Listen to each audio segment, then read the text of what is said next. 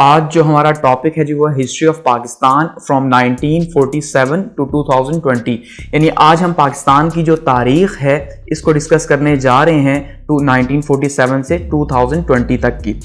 तो सबसे पहली बात तो ये है कि ये एक तवील लेक्चर होने लगा है, इसलिए आपने जो है इसे काफ़ी ज़्यादा जो है वो फोकस करके सुनना है और कोशिश ये करनी है कि वन सिटिंग के अंदर से सुने, ताकि आपको जो है वो सारे के सारे इवेंट्स जो हैं वो स्टेप बाय स्टेप जो हैं वो आपको याद रहें कि फर्स्ट कौन सा था, सेकंड कौन सा था, थर्ड। इस तरह से जो है आपको पाकिस्तान की हिस्ट्री जो है वो समझने में आसानी होगी। इसके अलावा अगर आप सिंगल जो है इन टॉपिक्स के ऊपर, ये जितने भी टॉपिक्स हैं आपको दिखाई दे रहे हैं, इनके ऊपर वीडियोस देखना चाह रहे हैं तो वो आप प्ले लिस्ट के अंदर जाके वहाँ से देख सकते हैं सिंगल वीडियो भी। तो चलिए स्टार्ट करते हैं और ये जितने भी इवेंट्स हैं इनको हम ब्रीफली जो है वो डिस्कस करते चले जाएंगे। और सबसे इंपॉर्टेंट चीज़ कि ये जितने भी इवेंट्स हैं ये सारे के सारे जो हैं वो इवेंट्स हैं जो एग्जाम्स के हवाले से जो है बहुत ज़्यादा इंपॉर्टेंट हैं, ठीक है। तो उनको हम जो है वो यहाँ पे डिस्कस करेंगे। ये पॉलिटिकल इवेंट्स हरगिज़ नहीं कि हम पॉलिटिकल इवेंट्स को जो है वो बहुत ज़्यादा डिटेल से डिस्कस करें, क्योंकि वो बहुत ज़्यादा कंट्रोवर्शियल होते हैं। आपको पता है पाकिस्तान की हिस्ट्री वैसे भी जो है वो काफ़ी ज़्यादा कंट्रोवर्शियल रही, तो उसको हम बहुत ज़्यादा डेप्थ में डिस्कस नहीं करेंगे। सिर्फ एजुकेशनल इवेंट्स जो हैं जो गवर्नमेंट आती रही और उस गवर्नमेंट की जो पॉलिसीज़ रही उनको हम डिस्कस करते चले जाएंगे। तो चलिए स्टार्ट करते हैं। सबसे पहले अगर बात की जाए इंट्रोडक्शन में, तो हम इसमें दो पार्ट्स जो हैं वो डिस्कस करेंगे। पार्ट फर्स्ट जो है वो हमारे पास 1947 से लेके 1971 तक है, यानी जब तक जो है वो बांग्लादेश जो है वो पाकिस्तान का हिस्सा रहा, ठीक है, यानी ईस्ट और वेस्ट पाकिस्तान जो है उस टाइम पे थे, तो उस तक की हिस्ट्री। उसके बाद हम डिस्कस करेंगे जो हमारा पाकिस्तान है, जिसे आज का हम पाकिस्तान कहते हैं, या वेस्ट पाकिस्तान जो सिर्फ बचा 1971 की वॉर के बाद, तो उसे हम जो है वो डिस्कस करते चले जाएंगे। अब जैसे मैं कह चुका हूं कि एजुकेशनल इवेंट्स हैं, हम पॉलिटिकली जो है वो किसी भी के इवेंट के अंदर जो है उस तरह से उसको डिस्कस नहीं करेंगे कि ऐसी कंट्रोवर्सी बनेगी जिसमें जो है फिर किसी पार्टी को या हम किसी भी ऐसे इवेंट को जो है जिसमें आप कह लें कि कोई इस तरह के किसी के इमोशंस जो हैं खास करके हर्ट हों। क्योंकि अगर मैं बात करूंगा पीपल्स पार्टी के अगेंस्ट में, तो पीपल्स पार्टी वाले जो है वो फिर इसके ऊपर ऑब्लिगेशन हो सकती है। इसी तरह से अगर बात करता हूं किसी और पार्टी के ऊपर, तो फिर उसके लिए जो है वो एतराज़ बन सकता है। तो इसलिए हम सिर्फ एजुकेशनल इवेंट्स को यहाँ पे डिस्कस करेंगे। अब अगर बात करें सबसे पहले अर्ली हिस्ट्री ऑफ पाकिस्तान की, तो सबसे पहले अगर बात की जाए तो पाकिस्तान हासिल किया गया 1947 के अंदर, यानी कि 1947 में जो है वो हमने पाकिस्तान को हासिल किया। कहाँ से जी? ब्रिटिश इंडिया से। सबसे इंपॉर्टेंट चीज़, इंडिया से हासिल नहीं किया बल्कि ब्रिटिश इंडिया से हासिल किया। और ब्रिटिश इंडिया जो है वो ब्रिटिशर्स जो है उन्होंने क्या किया जी, दो सेपरेट स्टेट्स बनाई, पाकिस्तान और इंडिया 1947 के अंदर, और यहाँ से चले गए। और ये सारे का सारा जो कॉलोनियलिज्म का दौर था तकरीबन 200 सालों पर मुश्तमिल, इसका खात्मा हुआ। अब सबसे इंपॉर्टेंट चीज ये है कि पाकिस्तान को जो हासिल किया गया वो एक कॉन्स्टिट्यूशनल स्ट्रगल के थ्रू हासिल किया गया, वो किसी फाइट के थ्रू हासिल नहीं किया गया, या जो जंगें हैं वो नहीं लड़ी गई पाकिस्तान के लिए कि भाई हमने पाकिस्तान के लिए जंगें लड़ी, बल्कि कॉन्स्टिट्यूशनल फ्रंट्स के ऊपर कायद आज़म ने जो है वो पाकिस्तान की जो है वॉर लड़ी, वहां पे उसका मुकदमा लड़ा और हमने इसे हासिल किया। ये बहुत बड़ा एक इवेंट है, क्योंकि नॉर्मली जो आज़ादी है वो हासिल होती है, हम कहते हैं जी आज़ादी खून से हासिल होती है, जंगों से, लेकिन यहाँ पे कॉन्स्टिट्यूशनली जो है वो पाकिस्तान को आज़ादी दिलाई कायद आज़म ने। तो ये एक बहुत बड़ा जो है अपने आप में एक बहुत बड़ा इवेंट रहा 19वीं सेंचुरी का। उसके बाद हमने देखा जी कायद आज़म और लियाकत अली खान जो है ये दो लीडर्स हमें मिले पाकिस्तान बनने के बाद, जिन्होंने जो है वो दिलो जान से जो है वो पाकिस्तान के लिए सर्व किया। 1948 में कायद आज़म जो है उनका इंतकाल हो गया, 1956 में लियाकत अली खान जो है उनको कत्ल कर दिया गया और वो शहीद हो गए। तो इसका मतलब यहाँ पे जो है हमारी ये जो लीडरशिप थी जो पाकिस्तान बनाने में पेश थी, वो यहाँ पे आके उसको स्टॉप लगा इस जगह पे 1951 के अंदर। अब सबसे पहला इवेंट हमारे पास आता है पाकिस्तान बनने के बाद, वो है जिस सर्विसेज ऑफ जिना या जिनाज वीएंस टू पाकिस्तान के। पाकिस्तान के लिए जो कायद आज़म थे उनकी सोच क्या थी, कायद आज़म कैसे पाकिस्तान को देख रहे थे, या उन्होंने क्या क्या किया, क्या क्या सर्विसेज दी। तो सबसे पहले देखिए अगर बात की जाए बिफोर पाकिस्तान जो है, पाकिस्तान बनने से पहले, तो सबसे पहली बात अभी मैं जैसे कर चुका हूँ कि कायद आज़म ने कॉन्स्टिट्यूशनल जो है वो एक वॉर के थ्रू एक पूरे का पूरा सिस्टम सेट किया और पाकिस्तान को आज़ादी दिलाई। तो इसका मतलब पाकिस्तान बनने तक जो है वो कायद आज़म ने बहुत ही अहम रोल प्ले किया। लेकिन उसके बाद जब पाकिस्तान बन गया तो क्योंकि अब नई स्टेट थी, अब नई स्टेट है, नई रियासत है, तो उसमें बहुत ज़्यादा जो है इस टाइम पे मोटिवेशन भी चाहिए, बहुत ज़्यादा जो है वो एडमिनिस्ट्रेटिवली या हर तरह से जो है वो इंतज़ामी तौर पर जो है एक ऐसा लीडर चाहिए जो लीडर जो है वो कौम को आगे लेके जा सके, क्योंकि हालात ऐसे थे कि बहुत ज़्यादा जो है बदली फैली हुई थी। तो ऐसे में जब ख़ास करके मुहाजिरीन जो हैं 65 लाख के करीब जो है वो मुहाजिरीन यहाँ पे आए, जब पाकिस्तान में हिजरत करके आए, तो उसके नतीजे के तौर पर यहाँ पे तो अब देखिए इसकी एग्जांपल यूँ लीजिए कि एक घर है, उस घर में 5 लोग जो हैं वो मौजूद हैं, तो ऊपर से जब 50 लोग मजीद आते हैं या 15 लोग आ जाते हैं, 20 लोग आ जाते हैं, तो फिर वो घर कैसे जो है अचानक से चलेगा, वो सारे का सारा जो उसका सिस्टम है वो फ्लॉप हो जाएगा।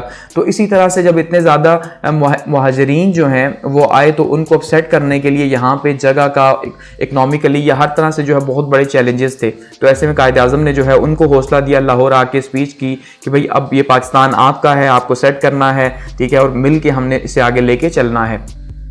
इसी तरह से कायद आज़म ने जो है वो गवर्नमेंट सर्विस जो है उनको खास करके जो है वो ये ताकीद की कि भाई आप जो हैं वो आवाम के खादिम हैं, तो आपने आवाम की खिदमत करनी है और अपने दरवाजे आवाम के लिए खुले रखने हैं। गो कि आज हम देखते हैं ब्यूरोक्रेसी जो है वो बिल्कुल ही जो है उसका रवैया बिल्कुल इसके अपोजिट है, लेकिन कायद आज़म की जो अगर स्पीच है उसके हिसाब से देखें तो उन्होंने यही कहा कि भाई आप आवाम के खादिम हैं, न कि आवाम के सरबराह बन बैठे हैं आप। अच्छा, इसी तरह से प्रोविजनलिज्म जो है अगर उसकी बात की जाए, नस्ली और लिसानी तासुब की, तो उससे बाज़ ने कहा कि भाई अब आप सिंधी, बलोची, पंजाबी नहीं बल्कि आप जो है वो सिर्फ पाकिस्तानी हैं। तो अगर आप सिर्फ पाकिस्तानी हैं तो आपने पाकिस्तानी होके ही चलना है मिलजुल के। इकॉनमी के जो बेसिक प्रिंसिपल्स थे उनको तय किया गया और बताया गया कि भाई इकॉनमी जो है वो, हमारी इकॉनमी जो है वो इस्लामिक प्रिंसिपल्स के ऊपर बेस करेगी। अब आपको इसको ज़रा समझना है, क्योंकि कायद आज़म ने कहा इसलिए इस्लामिक प्रिंसिपल्स के ऊपर बेस करेगी कि अगर हमने पाकिस्तान हासिल किया तो पाकिस्तान हमने इसलिए हासिल किया कि यहाँ पे एक जस्ट इकोनॉमिक सिस्टम हो, एक ऐसा सिस्टम जिसमें हर एक को अपॉर्चुनिटीज़ मिल सके, अमीर को भी, गरीब को भी जो है वो इसी तरह से अपॉर्चुनिटीज़ मिलें। लेकिन अगर वो वेस्टर्न सिस्टम होगा उसी तरह से, तो फिर तो वो इंडिया के अंदर भी मौजूद था, तो वहाँ पे तो कोई फ़ायदा नहीं हो सका मुसलमानों को। इसलिए कहा इस्लाम के ऊपर जो है वो बेस करेगा। और स्टेट बैंक जो है उसका जो है वो आगाज़ किया गया, उसकी इनॉग्रेशन की 1 जुलाई 1948 को कायद आज़म ने। उसके बाद जी उन्होंने स्टूडेंट्स को एडवाइस की कि भाई आप पाकिस्तान की जो स्ट्रगल थी उसमें तो आपने बहुत ज़्यादा इंपॉर्टेंट रोल प्ले किया, लेकिन अब आपका कोई भी ताल्लुक जो है वो सियासत से या पॉलिटिक्स से नहीं है। अब आपका एक ही काम है और वो है स्टडी, कि आपने सारे का सारा जो फोकस है वो स्टडी के ऊपर करना है और अपनी पढ़ाई के ऊपर तवज्जो देनी है। कायद आज़म की अगर लीडरशिप की बात की जाए तो कायद आज़म बहुत ज़्यादा हार्ड वर्किंग थे, बावजूद इसके कि 1940 में जो है वो बीमार हुए, उन्हें टीबी थी, बावजूद उसके उन्होंने इतना ज़्यादा हार्ड वर्क किया, अपनी बीमारी को छुपा के रखा, अपने डॉक्टर को कहा किसी को पता न चलने दे। इवन बाद में कहा भी गया कि अगर हमें पता होता कि कायद आज़म इतने बीमार हैं तो हम पाकिस्तान को थोड़ा और डिले करते पाकिस्तान की क्रिएशन को। टीम वर्क जो है कायद आज़म ने किया शानदार किस्म का। और इसी तरह से कम्युनिकेशन जो है, कम्युनिकेशन के थ्रू जो है वो कायद आज़म ने किस्म का ये जो कॉन्स्टिट्यूशनल वॉर लड़ी पूरे के पूरे जो है वो इस सब कॉन्टिनेंट के अंदर जो है, तो उसमें बहुत ज़्यादा इंपॉर्टेंट रोल रहा कायद आज़म का। और कायद आज़म का जो स्लोगन है यूनिटी, फेथ एंड डिसिप्लिन, ठीक है जी, ये इसीलिए रहा क्योंकि हम जो हैं बहैसियत पाकिस्तानी जो है वो आगे बढ़े, तो इसी प्रिंसिपल के ऊपर जो है वो आगे बढ़े। हर ऑफिस के अंदर आपको ये लिखा हुआ ज़रूर दिखाई देगा कि भाई ईमान, इत्तेहाद और तंजीम, बट अनफॉर्चुनेटली वहाँ पे इसके ऊपर अमल जो है वो नहीं हो रहा। आगे बढ़ते हैं, बात करते हैं सेकंड इवेंट की, इनिशियल प्रॉब्लम्स ऑफ पाकिस्तान। क्या पाकिस्तान बन गया तो पाकिस्तान क्या बन गया तो पाकिस्तान अचानक से बना, क्योंकि 1 साल से भी कम अरसे में ये फैसला हुआ कि भाई पाकिस्तान जो है उसको बनाना है। अब जब इतने कम टाइम में ये फैसला हुआ कि पाकिस्तान जो है या हिंदुस्तान को तकसीम करना है, तो ऐसे में फिर वहाँ पे प्रॉब्लम्स तो होंगे ही होंगे, हर तरह के प्रॉब्लम्स। एक नई स्टेट है तो एक नई स्टेट है तो वहाँ पे कुछ भी नहीं, तो इसका मतलब चैलेंजेस तो होंगे। तो कौन कौन से मेजर चैलेंजेस थे? एडमिनिस्ट्रेटिव प्रॉब्लम्स थे। हमें एडमिनिस्ट्रेटिव में क्या था, गवर्नमेंट ऑफिशियल्स हमारे पास नहीं थे, क्योंकि जब मुत्तहिदा हिंदुस्तान था तो उस टाइम पे भी जो गवर्नमेंट सर्विस थी उसमें हिंदू जो है वो मेजॉरिटी के अंदर थे, जबकि मुसलमान बहुत ही कम तादाद में मौजूद थे, क्योंकि मुसलमान पढ़े लिखे भी कम थे और ऊपर से गवर्नमेंट सर्विसेज के अंदर भी बहुत ज़्यादा कम थे।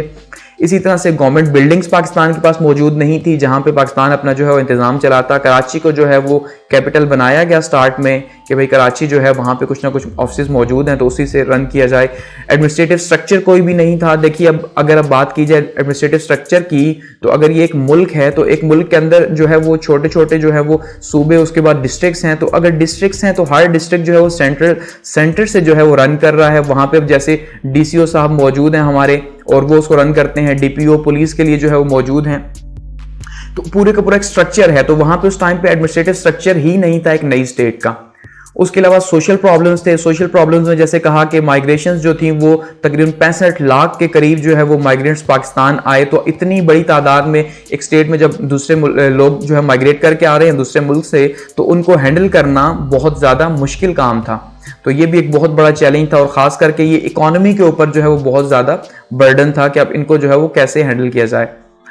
हेल्थ और मेडिकल के जो इश्यूज थे वो बहुत ज़्यादा थे क्योंकि लोग कैंपों के अंदर रह रहे हैं और इसके अलावा आते हुए या ये पूरे का पूरा जो ट्रेवल था इसमें हज़ारों लाखों लोग जो है वो शहीद भी हुए। तो उनकी जो लाशें हैं वो वैसे ही रेलवे स्टेशन के ऊपर, रोडों के ऊपर, कैंप्स के अंदर जो है वो पड़ी रहीं और वहीं गली सड़ती रहीं। तो उससे क्या हुआ कि उससे बहुत ज़्यादा जो है वो मेडिकल के या हेल्थ के इश्यूज भी पैदा हुए और एक नई स्टेट के पास जो एडमिनिस्ट्रेटिव जो है वो सिस्टम नहीं, तो अब मेडिकल के लिए जो है ये हेल्थ के लिए कहाँ से फैसिलिटीज़ जो है वो पैदा की जाएंगी। इसके अलावा पॉलिटिकल प्रॉब्लम्स बहुत ज़्यादा थे। पॉलिटिकल प्रॉब्लम्स में सबसे पहले पाकिस्तान बना तो कॉन्स्टिट्यूशनल प्रॉब्लम था। उस टाइम पे जो है वो 1935 का जो इंडियन एक्ट था, उस इंडियन एक्ट को जो है वो लागू किया गया कि भाई पाकिस्तान को जो है इस टाइम पे चलाने के लिए पाकिस्तान इंडिया दोनों ने ही जो है वो 1935 के इंडियन एक्ट को लागू किया। लेकिन एक कॉन्स्टिट्यूशन तो बनाना था। उसके बाद कायद-ए-आज़म की डेथ जो है ये अपने आप में एक बहुत बड़ा क्राइसिस था। 11 सितंबर 1998 को जो है वो कायद-ए-आज़म की वफात हुई और कायद-ए-आज़म की वफात के बाद वो जो सारे के सारे काम जो स्पीड अप किए हुए थे वो सारे के सारे वहीं पे रुक गए। वाटर कैनाल का हमारा प्रॉब्लम पैदा हुआ। 1 अप्रैल 1948 को जो इंडिया था उसने क्या किया जी, हमारे जो दरिया आ रहे थे उनका पानी बंद कर दिया। उनका जब पानी बंद किया तो अब ये वो टाइम था 1 अप्रैल का कि आगे फसल की तैयारी का टाइम था। तो ऐसे में जो है वो पानी बंद हुआ तो हमारी फसलों को शदीद नुकसान हुआ। इकॉनमी पहले से नहीं थी, इसमें जो है बहुत ज़्यादा प्रॉब्लम्स पैदा हुए। फिर पाकिस्तान जो है उसने इस प्रॉब्लम को सॉल्व करने के लिए वर्ल्ड बैंक के पास चला गया। तो यूएन ने जो है इस प्रॉब्लम को सॉल्व किया और फिर इंडस वेस्टर्न ट्रीटी जो है 1960 के अंदर जो है ये साइन हुई और इसके तहत ये फैसला किया गया कि भाई जो तीन दरिया हैं ये आपस में बांट लिए जाएं। ब्यास, रावी और सुतलज जो है ये इंडिया को दे दिए गए और चनाब, जेहलम और इंडस रिवर जो है या दरिया सिंध जो है ये पाकिस्तान को दे दिया गया। यानी 1960 में इसका फैसला हुआ। उसके बाद सिक्योरिटी प्रॉब्लम्स थे। सिक्योरिटी प्रॉब्लम्स क्योंकि इंडिया तो वैसे ही नहीं चाहता था कि पाकिस्तान जो है वो एक दिन भी चले, तो ऑब्वियसली हमें जो है वो सिक्योरिटी प्रॉब्लम्स बहुत ज़्यादा थे और ख़ास करके कश्मीर की वजह से बहुत ज़्यादा सिक्योरिटी प्रॉब्लम्स पैदा हुए जब कश्मीर की वॉर स्टार्ट हुई। इकोनॉमिक प्रॉब्लम्स की बात की जाए कि इकोनॉमी के हवाले से अब नई स्टेट है तो ऑब्वियसली अब जब हर चीज़ की डिस्ट्रीब्यूशन है तो हमारे एसेट्स की भी डिस्ट्रीब्यूशन है कि जो पैसे थे उनको भी तकसीम करना था दो मुल्कों के अंदर कि भाई किसको कितने और किसको कितने। तो पाकिस्तान के हिस्से में जो है वो 75 करोड़ रुपए आए। ठीक है, 75 करोड़ पाकिस्तान के हिस्से में आए, लेकिन इब्तदाई तौर पर पाकिस्तान को सिर्फ 20 करोड़ रुपए दिए गए और उसके बाद जो है वो गांधी जो थे उन्होंने भूख हड़ताल स्टार्ट कर दी इंडिया के अंदर, क्योंकि उनका ये मानना था कि अब पाकिस्तान को अगर हमने आज़ाद कर दिया तो वहाँ पर भी अब गरीब लोग मौजूद हैं, अगर आप उनको उनका हिस्सा नहीं देंगे तो वहाँ पे लोगों की ज़िंदगी मुश्किल हो जाएगी। तो इस तरह फिर जो है 50 करोड़ जो है वो बाद में मिले और इवन 5 करोड़ का माना ये जाता है कि आज भी जो है वो इंडिया की तरफ हमारे पेंडिंग है। तो अब तो उसकी प्राइस तो खैर 10 गुना बढ़ गई है। तो उस तरह से फिर यही वजह भी बनी गांधी के मानते हैं गांधी के कत्ल होने की, क्योंकि उन्होंने पाकिस्तान के हक में आवाज़ उठाई थी।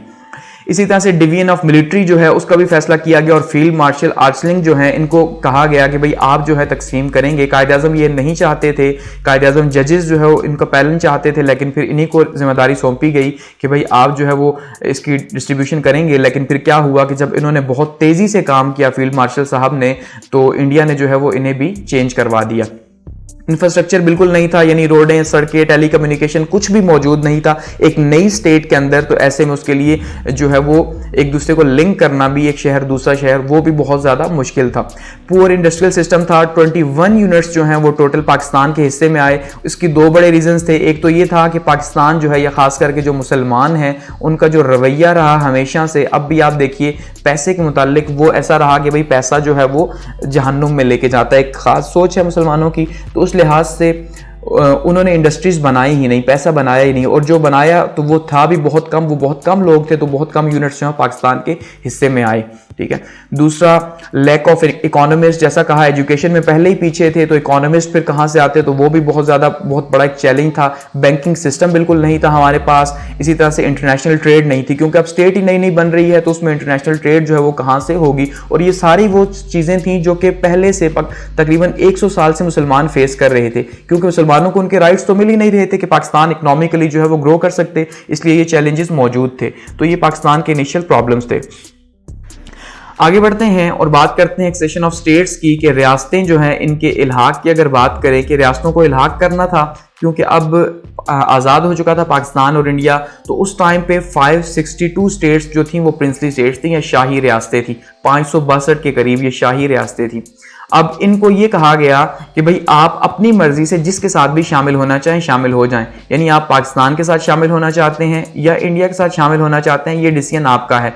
तो बहुत ज़्यादा स्टेट जो इंडिया के अंदर थी वो सारी की सारी, अब यहाँ पे अगर इस मैप के अंदर देखें तो ये जो प्रिंसली स्टेट्स हैं वो येलो कलर की आपको दिखाई दे रही हैं, और जो ब्रिटिश प्रोविंसेस हैं यानी कि जो जहाँ पे ये असल में डिवीजन की गई तो वो तो ये रेड थे, जो कम थे। इवन ब्रिटिश ये जो प्रिंसली स्टेट्स थी वो ज़्यादा थी, ये तो ज़्यादा थी, तो इनको फिर फैसला करना था, तो जो जिसके साथ ज़्यादा टच हो रहा था वो उसी के साथ था, क्योंकि तय तो यही था कि जहाँ पे जो आबादी होगी एक तो उसको मद्देनज़र रखना है, यानी अगर वो मुसलमान हैं तो मुसलमानों के साथ जाए, और अगर वो हिंदू हैं तो हिंदुओं के साथ जाए। साथ में जोग्राफिकली बहुत ज़्यादा इंपॉर्टेंट है कि भाई जोग्राफी का भी आपने ख्याल रखना है कि वो किसके साथ टच हो रहा है। तो ऐसे में जो इश्यूज़ बने जिस स्टेट्स के, क्योंकि बाकी स्टेट्स ने तो फैसला कर लिया कि भाई हमने पाकिस्तान के साथ या इंडिया के साथ शामिल होना है, लेकिन उसमें कश्मीर का इशू बना कि कश्मीर में जो है 1941 की सेंसस के अकॉर्डिंगली 77% जो है वो मुसलमान थे, तो 77% मुसलमान थे, तो अब तो 90% से भी ऊपर है।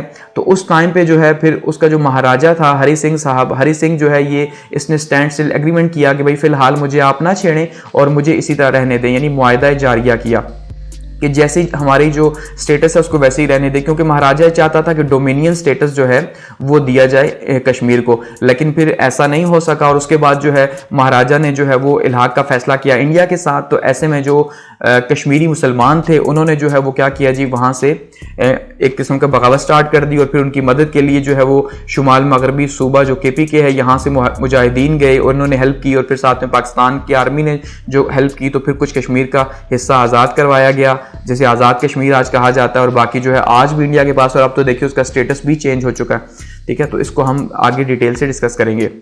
उसके बाद जूनागढ़ की एक रियासत थी जो कराची से 480 किलोमीटर के फासले पे थी। ठीक है, ये कराची है तो यहाँ से 480 किलोमीटर के फासले पे यहाँ पे जूनागढ़ की रियासत थी।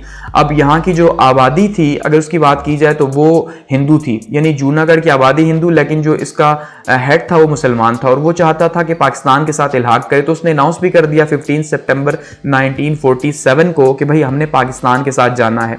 लेकिन फिर क्या हुआ, इंडिया ने वहाँ पे ज़बरदस्ती फौज भेजी और यहाँ पे कब्जा कर लिया। उसके बाद हैदराबाद की एक स्टेट थी, हैदराबाद जो है हैदराबाद दक्कन, अब यहाँ पे भी इसका जो हेड था उसका टाइटल था निज़ाम, और निज़ाम जो है वो मुसलमान था और वो पाकिस्तान के साथ जो है वो इल्हाक चाहता था। तो ऐसे में 24 अगस्त 1948 को जो है सिक्योरिटी काउंसिल में ये इशू गया कि भाई हम जो है वो पाकिस्तान के साथ जाना चाहते हैं, लेकिन नतीजे के तौर पे इंडिया ने यहाँ पे भी, क्योंकि आबादी अक्सरियत जो है वो हिंदुओं की थी, तो यहाँ पे भी जो है वो कब्जा हो गया। तो इस तरह से ये स्टेट्स का और खास करके इनमें कश्मीर का मसला आज भी वैसे का वैसा चला आ रहा है। उसके बाद बात करते हैं रेड क्लिफ अवार्ड की। कि रेड क्लिफ अवार्ड क्या था कि सर साइरल रेड क्लिफ जो हैं ये हेड थे बाउंड्री कमीशन के, कि अब ये जब तकसीम तय हो गया कि भाई अब जब 3 जून के अकॉर्डिंगली कि पंजाब और बंगाल जो है इसको तकसीम करना है, और असल में जो पाकिस्तान बना, ठीक है, या पाकिस्तान और इंडिया की जो तकसीम हुई, तो वो पाकिस्तान और इंडिया की तकसीम एक्चुअली में इन्हीं दो की जो है वो डिवीजन थी, क्योंकि बाकी जितने प्रोविंसेस थे वो तो सारे के सारे सेपरेट थे, वो या तो हिंदू मेजॉरिटी के थे या मुस्लिम मेजॉरिटी के थे। लेकिन ये जो 2 प्रोविंसेस थे, ठीक है, पंजाब का और साथ में बंगाल का जो था, ये बंगाल और पंजाब जो है यहाँ पे मुसलमान और हिंदू जो है वो बराबर थे, तो यहाँ पे फिर और ये थे भी बहुत बड़े, तो इनका फैसला करना था कि इनको तकसीम करना है। अब तकसीम कैसे करेंगे, तो तकसीम के लिए तय पाया कि एक बाउंड्री कमीशन बनाया जाएगा। ठीक है, एक ऐसा कमीशन जिसको हेड जो है वो सर साइरल रेडक्लिफ करेंगे, और 2 मेंबर्स जो हैं वो दोनों साइडों से लिए जाएंगे, यानी 2 मेंबर्स पंजाब के लिए मुसलमानों के, 2 मेंबर्स पंजाब के लिए हिंदुओं के, 2 बंगाल के लिए मुसलमानों के, 2 हिंदुओं के, इस तरह से जो है वो लिए जाएंगे। तो पंजाब बाउंड्री कमीशन में अगर पाकिस्तान के मेंबर्स की बात करें तो जस्टिस दीन मोहम्मद और जस्टिस मोहम्मद मुनीर जो है ये पाकिस्तान की तरफ से थे, और इसी तरह से इंडिया की तरफ से पंजाब के लिए जस्टिस मेहर चंद महाजन और जस्टिस तेज सिंह जो है ये इंडिया की तरफ से थे पंजाब के लिए। और अब अगर बात करें बंगाल की बाउंड्री कमीशन की, तो पाकिस्तान की तरफ से जस्टिस अबू साले इकराम साहब और जस्टिस एस.ए. रहमान जो है ये पाकिस्तान की तरफ से थे, और इंडिया की तरफ से जस्टिस सी.सी. बिस्वास और जस्टिस बी.के. मुखर्जी जो है ये इंडिया की तरफ से थे। तो ये इनके ऊपर जो हेड बनाया गया वो सर साइरल रेडक्लिफ को बनाया गया कि भाई आपने जो है वो फाइनल फैसला करना है। और फैसला क्या होना था कि ये जो सर साइरल रेडक्लिफ साहब थे इससे पहले ये हिंदुस्तान आए नहीं थे, यहाँ ये जानते नहीं थे, तो ऐसे में इन्होंने क्या फैसला करना था। खैर फिर नतीजे के तौर पे क्या हुआ कि इसके अंदर भी रेडक्लिफ अवार्ड के अंदर भी जो है वो पाकिस्तान से ज्यादती की गई, और ज्यादती क्या की गई पंजाब के अंदर, कि पंजाब के अंदर ये जो गुरदासपुर का एक जिला था, ये गुरदासपुर का ज़िला मुसलमानों की अक्सरियत का ज़िला था। यहाँ पे मुस्लिम आबादी ज़्यादा थी सिर्फ पठानकोट को छोड़ के, क्योंकि जो पठानकोट की तहसील थी यहाँ पे आबादी 70% हिंदुओं की थी, लेकिन बाकी जो है बटाला, फिरोजपुर और ज़ीरा की जो तहसीलें थी यहाँ पे मुसलमानों की आबादी थी। तो इसे पाकिस्तान को देना चाहिए था, लेकिन इस पठानकोट का बहाना बनाकर इसे इंडिया को दिया गया। और पठानकोट का क्योंकि जो रास्ता है वो डायरेक्ट कश्मीर को जाता है, बाकी कोई भी रास्ता इंडिया कश्मीर को नहीं जाता, इसलिए जो है इसको माना जाता है कि इंडिया को दिया गया। बंगाल के अंदर इंजस्टिस किया गया। कलकत्ता जो है यहाँ पे 70% जो है वो हिंदू आबादी थी, वो भी लोअर कास्ट की जो हिंदू आबादी थी वो पहले से ही कायदे आज़म से बात कर चुकी थी कि भाई हम पाकिस्तान के साथ शामिल होंगे, क्योंकि उन्हें पता था कि इंडिया के अंदर जो है वो हिंदुओं में तो कास्ट सिस्टम है, तो वहां पे तो उनको कभी भी उनके राइट्स नहीं मिलने, जिनको दलित आज भी कहा जाता है। तो ये जो दलित हैं इन्होंने पाकिस्तान के साथ फैसला किया, लेकिन इसको जबरदस्ती कलकत्ता जो है इंडस्ट्रियल सिटी था, ठीक है, तो इसको जो है वो इंडिया में शामिल कर दिया गया। इसी तरह मुर्शिदाबाद और नादिया जो है इसको भी जबरदस्ती मुसलमानों के अक्सरियती इलाकों को इंडिया को दे दिया गया। तो ये रेडक्लिफ अवार्ड में यहां पे ज्यादतियां की गई। आगे बढ़ते हैं और बात करते हैं जी ऑब्जेक्टिव रेजोल्यूशन की, या आइन के हवाले से अब पाकिस्तान में उसके बाद फिर क्या हुआ और क्या क्या होता रहा। अब देखिए जब पाकिस्तान बना तो बात की जैसे कि इंडियन एक्ट जो था 1935 का, उसको जो है वो आर्जी तौर पे लागू किया गया। लेकिन अब ऑब्वियसली एक कॉन्स्टिट्यूशन तो बनाना था, एक आइन तो बनाना था, एक ऐसा आइन जो कि पाकिस्तान के मुस्तकबिल का फैसला कर सके, जहां पे पाकिस्तान जो है एक स्टेट है तो उसके अकॉर्डिंगली चल सके। तो कॉन्स्टिट्यूशनल क्राइसिस पैदा हुए। कॉन्स्टिट्यूशनल क्राइसिस क्यों पैदा हुए? क्योंकि लीडरशिप जो थी वो चाहती नहीं थी उस टाइम पे कि भाई एक ऐसा आइन बन सके जो कि पाकिस्तान को सपोर्ट करे, क्योंकि वो एक ऐसा आइन बनाना चाहते थे जो आइन हुकूमत को, या खास करके हुकूमत के जो उस टाइम पे करता धरता थे उनको फायदा दे सके। तो इसलिए ये बहुत बड़ा मसला पैदा हुआ। साथ में एक और इशू था, वो क्या था? राइट विंग और लेफ्ट विंग की पॉलिटिक्स का, ठीक है, कि राइट विंग जो है वो चाहता था कि जो आइन बने वो बने इस्लामी, ठीक है, और जो लेफ्ट विंग था, जो लिबरल्स थे जो इस टाइम पे पावर के अंदर थे, वो चाहते थे कि ये एक लिबरल कॉन्स्टिट्यूशन बने, क्योंकि जो कायदे आज़म थे वो लिबरल थे। तो ऐसे में ये फैसला तो आज भी खैर नहीं हो सका कि कायदे आज़म लिबरल थे या इस्लामी थे। ये आज भी डिबेट इस तरह से चल रही है, आप देख रहे हैं पाकिस्तान के अंदर। तो ऐसे में फिर क्या हुआ कि लियाकत अली खान प्राइम मिनिस्टर थे, तो लियाकत अली खान जो है उनका डिसीजन बहुत ज़्यादा इंपॉर्टेंट था।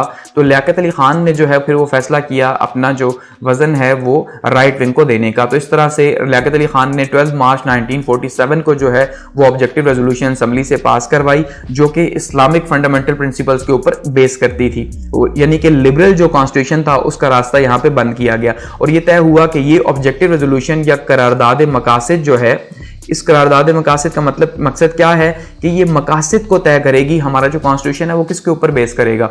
तो उसके की पॉइंट्स की अगर बात करें तो उसमें सबसे पहले सोवरेनिटी ऑफ अल्लाह की, जो हाकिमियत है वो अल्लाह ताला की ज़ात की है, अल्लाह ताला हाकिम है और जो नीचे हुकूमत चला रहे हैं वो उसके नायब के तौर पे काम करेंगे। तो सोवरेनिटी जब अल्लाह से बिलोंग करती है तो इसका मतलब लॉज भी जो हैं वो उसी के अकॉर्डिंगली होंगे, यानी कि कुरान और सुन्ना के अकॉर्डिंगली होंगे जो अल्लाह ताला ने बताया हुआ है। इसी तरह से कहा जी फेडरल सिस्टम होगा। फेडरल सिस्टम होगा तो प्रोविंसेस जो हैं वो उनको आज़ादी हासिल होगी, डेमोक्रेटिक कंट्री होगा, फ्रीडम ऑफ स्पीच होगी और इक्वालिटी होगी, सब यहाँ पे बराबर होंगे। पीपल्स रिस्पॉन्सिबल गवर्नमेंट होगी, यानी रिपब्लिक होगा, एक ऐसा रिपब्लिक होगा कि जहाँ पे जो है वो लोगों की सुनी जाएगी। माइनॉरिटीज़ जो राइट्स हैं यानी अकलियतों के हुकूक उनको दिए जाएंगे और वो आज़ाद होंगी, क्योंकि कायदे आज़म को माना जाता है कि उन्होंने 11 अगस्त की जो स्पीच की थी उसके अंदर भी उन्होंने कहा था कि भाई आप जो माइनॉरिटीज़ हैं आप फ्री हैं अपने चर्चेज़ में, मंदिर में, जहाँ पे भी आप जाना चाहें, क्योंकि मुसलमान खुद हिंदुस्तान के अंदर जो है वो रह चुके थे एज ए माइनॉरिटी, तो वो जानते थे कि माइनॉरिटी जो है वो किस तरह से उसको सेटल करना है। इसी तरह फंडामेंटल राइट्स जो हैं वो हर एक के जो बुनियादी हुकूक है, जो एक इंसान पैदा होने के साथ उसके हुकूक होते हैं, ठीक है, उनको प्रोटेक्ट किया गया। फ्री जुडिशरी जो है इसका कहा गया कि जुडिशरी जो है वो फ्री होगी। अगर बात की जाए ऑब्जेक्टिव रेजोल्यूशन की इंपॉर्टेंस की कि इसकी अहमियत क्या थी, तो इसकी अहमियत ये थी कि जो तीनों कॉन्स्टिट्यूशंस आए उन तीनों कॉन्स्टिट्यूशंस के अंदर इसे जो है वो प्रेम्बल के तौर पे या इब्तदाइया के तौर पे जो है वो शामिल किया गया, और उसके बाद 1973 का जो कॉन्स्टिट्यूशन था उसमें एक अमेंडमेंट करके इसको कॉन्स्टिट्यूशन का हिस्सा बाकायदा बना दिया गया। आगे बढ़ते हैं और बात करते हैं 1951 टू 1956 के पीरियड की। ये एक बहुत ही टफ और बहुत ही क्रिटिकल जो है वो पीरियड था, या पॉलिटिकल इंस्टेबिलिटी का जो है वो पीरियड गुजरा, कि जो सियासी तौर पर सियासत में अदम इस्तेहकाम था बहुत ज़्यादा था इस दौर के अंदर, क्योंकि इस टाइम पे जो है वो लीडरशिप क्राइसिस बहुत शिद्दत से सामने आया। लियाकत अली खान की शहादत के बाद या उनको जब कत्ल कर दिया गया तो उसके बाद जो है वो जितने भी लीडर्स थे वो सारे के सारे मफाद परस्त थे, तो वो अपनी जो है वो पॉलिटिक्स करते रहे। ऐसे में कॉन्स्टिट्यूशनल क्राइसिस पैदा हुआ, क्योंकि कॉन्स्टिट्यूशन बनाने के लिए किसी ने भी सीरियस एफर्ट्स नहीं की, या की भी तो वो अपने मफाद के लिए बनाने के लिए की, तो लीडरशिप क्राइसिस पैदा हुआ। इस दौरान 4 गवर्नर जनरल पाकिस्तान के थे, कायद आज़म के बाद 3 थे। पहले कायद आज़म थे गवर्नर जनरल, फिर ख्वाजा नाज़मुद्दीन थे, फिर सर गुलाम मोहम्मद साहब थे, फिर सिकंदर मिर्ज़ा जो है वो ये आखिरी जो है वो गवर्नर जनरल भी थे, और यही जो है पाकिस्तान के पहले सदर भी बने, क्योंकि पाकिस्तान का कॉन्स्टिट्यूशन जो है वो 1950 के अंदर जो है वो लागू हुआ। तो उसके बाद अगर बात करें प्राइम मिनिस्टर्स की कि इन 4 सालों के अंदर जो है कितने चेंज हुए, तो 1951 तक तो जो है वो लियाकत अली खान रहे, उसके बाद सर ख्वाजा निज़ामुद्दीन, मोहम्मद अली बोगरा, चौधरी मोहम्मद अली और हुसैन शहीद सहरवर्दी, यानी कि 5 सालों में 4 प्राइम मिनिस्टर्स जो है वो चेंज हो गए। और यहाँ पे बहुत शदीद किस्म का जो है एक पोलिटिकल इंस्टेबिलिटी पैदा हुई, एक अदम इस्तेहकाम पैदा हुआ। और ये अदम इस्तेहकाम क्यों पैदा हुआ? ये इसी वजह से पैदा हुआ क्योंकि हमारी जो पॉलिटिकल लीडरशिप थी वो एक दूसरे की खींचातानी मसरूफ थी। तो ऐसे में मुल्क के ऊपर क्या फोकस हो सकता, इसी दौरान जो है वो फर्स्ट 5 ईयर प्लान भी पाकिस्तान का सामने आ गया, जो 1955 से 1960 तक जो है वो सामने आया, लेकिन ये तकरीबन कोई 1957 के अंदर जो है ये स्टार्ट हुआ और ये फेल हो गया फर्स्ट 5 ईयर प्लान पाकिस्तान का। फिर बात करते हैं इसी दौरान जो है वो 1956 का कॉन्स्टिट्यूशन भी बना, जिसमें जो है वो चौधरी मोहम्मद अली ने जो है वो बहुत इंपॉर्टेंट रोल प्ले किया, क्योंकि इससे पहले जो कॉन्स्टिट्यूशन बना था मोहम्मद अली बोगरा का, उसको भी रिजेक्ट कर दिया गया था। और इस तरह से फिर चौधरी मोहम्मद अली जो है उन्होंने जो कॉन्स्टिट्यूशन बनाया हुसैन शहीद सहरवर्दी के साथ मिलके, तो उस कॉन्स्टिट्यूशन को जो है वो 1956 के अंदर जो है वो लागू किया गया। तो अगर उसकी बात की जाए तो वो 234 आर्टिकल्स हैं उसके, 13 पार्ट्स हैं उसके, और 6 शेड्यूल्स हैं इसके। अगर की फीचर्स की बात की जाए तो सबसे पहले तो ये पार्लियामेंट्री था, ठीक है जी। इसकी अगर नोयत की बात की जाए तो पार्लियामेंट को सुप्रीम इसमें रखा गया, और सुवरेनिटी ऑफ अल्लाह बिल्कुल इसी तरह जैसे ऑब्जेक्टिव रेजोल्यूशन के अंदर था, ठीक है, कि भाई जो हाकिमियत है वो अल्लाह ताला की ज़ात की है। मुल्क का नाम जो है वो इस्लामी जमहूरिया पाकिस्तान रखा गया, ठीक है। इसी तरह से कहा गया जी कि हेड ऑफ स्टेट जो है वो मुसलमान होगा, ये उसके लिए शर्त रखी गई। इस्लामिक प्रिंसिपल्स जो है उसको शामिल किया गया। इसी तरह से इस्लामिक वे ऑफ लाइफ कहा गया, उसको प्रमोट किया जाएगा, और जितने भी वो प्रैक्टिसेस हैं जो इस्लाम के खिलाफ हैं उनको जो है वो ख़त्म किया जाएगा। इसी तरह से safe guard of Islamic principles, relations with Islamic countries जो हैं, इस्लामी ममालिक के साथ जो ताल्लुकात हैं उनको जो है वो प्रमोट किया जाएगा, ताकि इस्लामी ममालिक के साथ हमारे रिलेशंस बेहतर हो सके। एक नई ऑर्गेनाइजेशन थी। अच्छा, ऑर्गेनाइजेशन ऑफ ज़कात एंड औकाफ जो है, ज़कात और औकाफ का जो है ये भी ख़ास इंतज़ाम किया गया। इसके अंदर बताया गया कि ख़ास इंतज़ाम किया जाएगा ताकि जो है मुल्क के अंदर से गुरबत का खात्मा किया जा सके।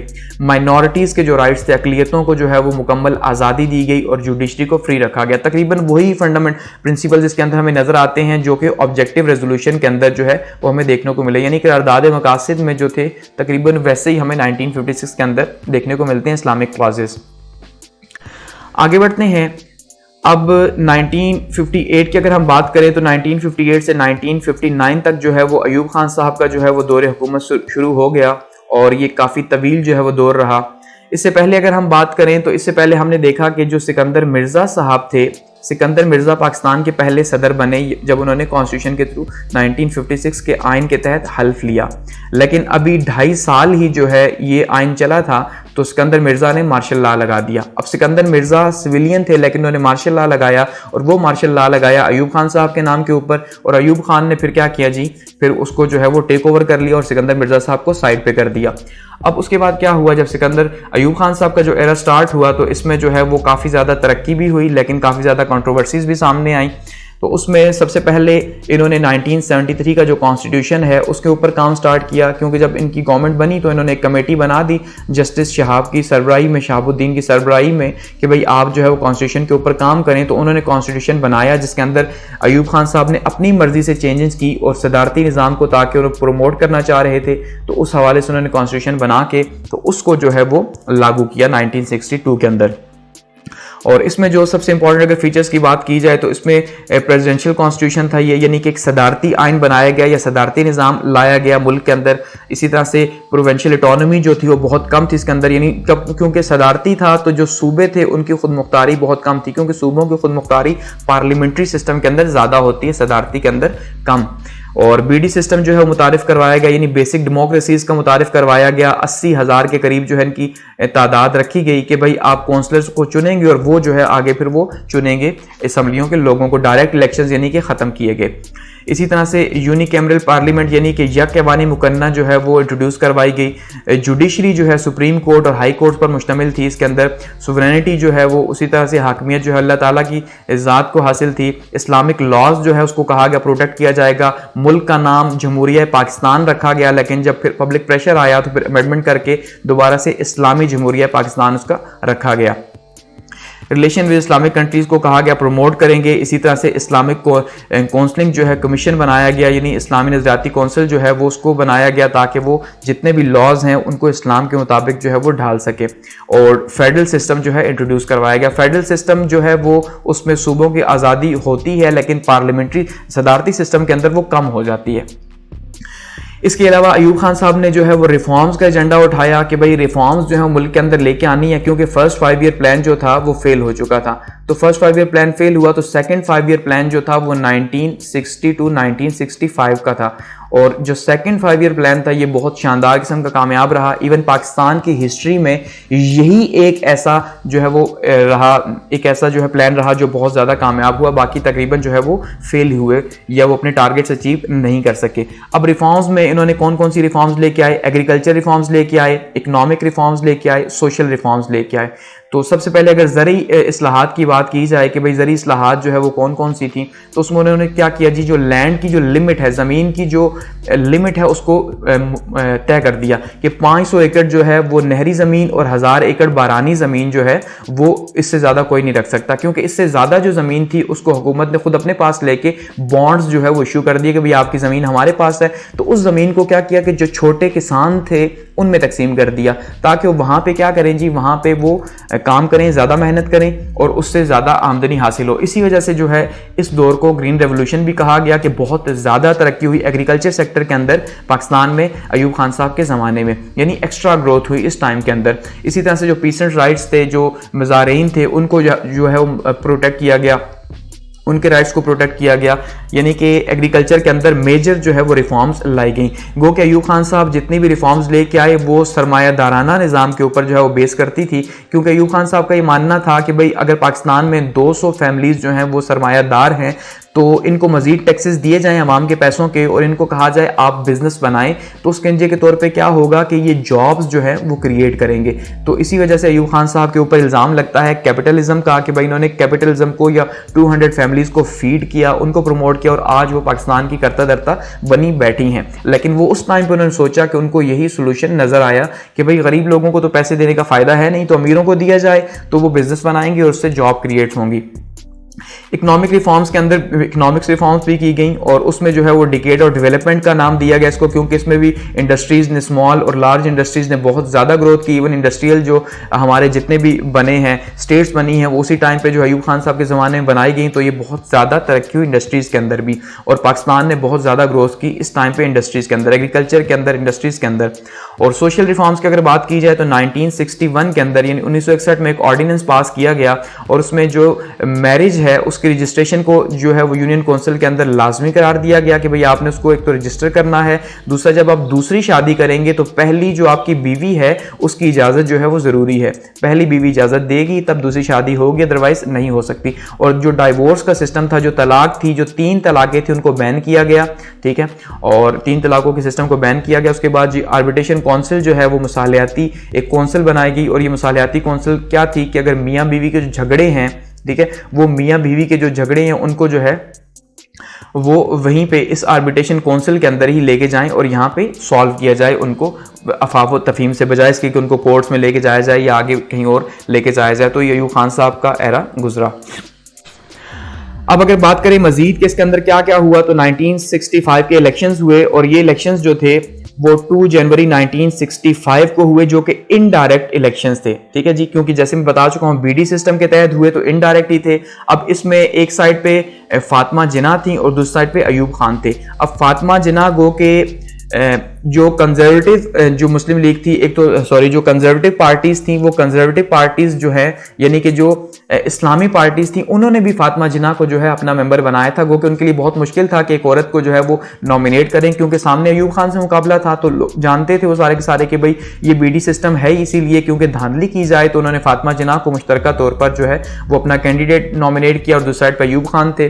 तो उसके नतीजे के तौर पर अब क्या हुआ जी, यानी एक साइड पे कन्वेंशनल मुस्लिम लीग और दूसरी साइड पे कंबाइंड अपोजिशन थी और नतीजा क्या निकला कि अयूब खान साहब ने ही जीतना था और अयूब खान साहब ही जो है वो जीते सिलेक्शन के अंदर। इस तरह से दोबारा से उनकी हुकूमत जो है वो आगे कैरी ऑन हुई। इसके बाद जो है वो क्या हुआ, 1965 की वॉर जो है वो स्टार्ट हो गई। 1965 की वॉर जो है वो इंडिया और पाकिस्तान के बीच में तकरीबन 17 रोज़ा ये जो जंग चली और इसमें पाकिस्तान की जो जीत हुई। अब इंडियन साइड ये कहती है कि इंडिया जो है उसको कामयाबी मिली और पाकिस्तान ये कहता है कि पाकिस्तान को इसमें कामयाबी मिली। तो यहाँ पे आप ये देखिए एक न्यूज़पेपर जो है ये द ऑस्ट्रेलियन न्यूज़पेपर है, तो इसमें इन्होंने जो हेडिंग बनाई हुई है वो क्या है, पाकिस्तानी विक्ट्री। ठीक है कि और साथ में उन्होंने बताया हुआ है कि वर्ल्ड वॉर सेकंड जो है उसके बाद टैंकों की सबसे बड़ी जो लड़ाई है वो चवंडा सेक्टर पे यहाँ पे पाकिस्तान और इंडिया के बीच में हुई। इसके अलावा कभी भी इतनी बड़ी जो है टैंकों की लड़ाई नहीं हुई। तो इसमें पाकिस्तान ने 65 की वॉर में कामयाबी हासिल की। और अब इसके बाद क्या हुआ कि 65 की वॉर के बाद कुछ टेरिटरीज पाकिस्तान की इंडिया के पास चली गई, यानी कि कुछ सरहदें इंडिया के पास चली गई और कुछ पाकिस्तान के पास आ गई। तो इस पर फिर ताशकंद डिक्लेरेशन हुआ, यानी मुआहिदा ताशकंद हुआ।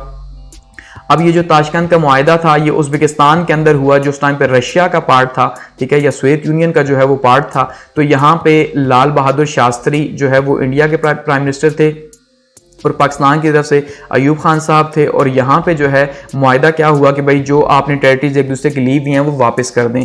तो इस मुआहिदे को जो है वो पीसफुल डिक्लेरेशन था, इसको दोनों साइडों से किया गया और ये 10 जनवरी 1966 को जो है ये मुआहिदा हुआ।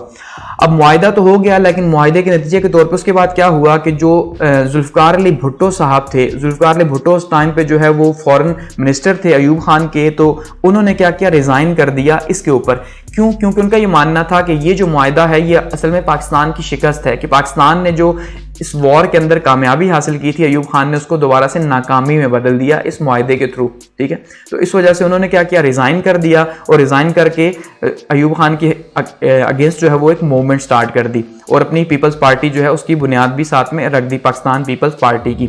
इस तरह से फिर जब भुट्टो साहब की मूवमेंट चली तो भुट्टो साहब जो है उनकी जितनी भी जो पावर थी वो आहिस्ता आहिस्ता खत्म होना स्टार्ट हो गई, जो चार्म था वो खत्म हुआ और अयूब खान साहब का एरा भी खत्म हो गया। अयूब खान ने बहुत कोशिश की अपनी गवर्नमेंट को बचाने की, गवर्नमेंट कॉन्फ्रेंस बिठाई गई, लेकिन उसका कोई सोल्यूशन नहीं निकल सका। इस तरह फिर क्या हुआ जी, 25 मार्च 1969 को जो है वो इनका एरा जो है वो एंड हो गया और मार्शल लॉ जो है वो एक और नया मार्शल लॉ लगा जनरल याहिया साहब का। इन्होंने जो है वो 1969 टू 1971 यानी 2 साल जो है इनकी हुकूमत रही।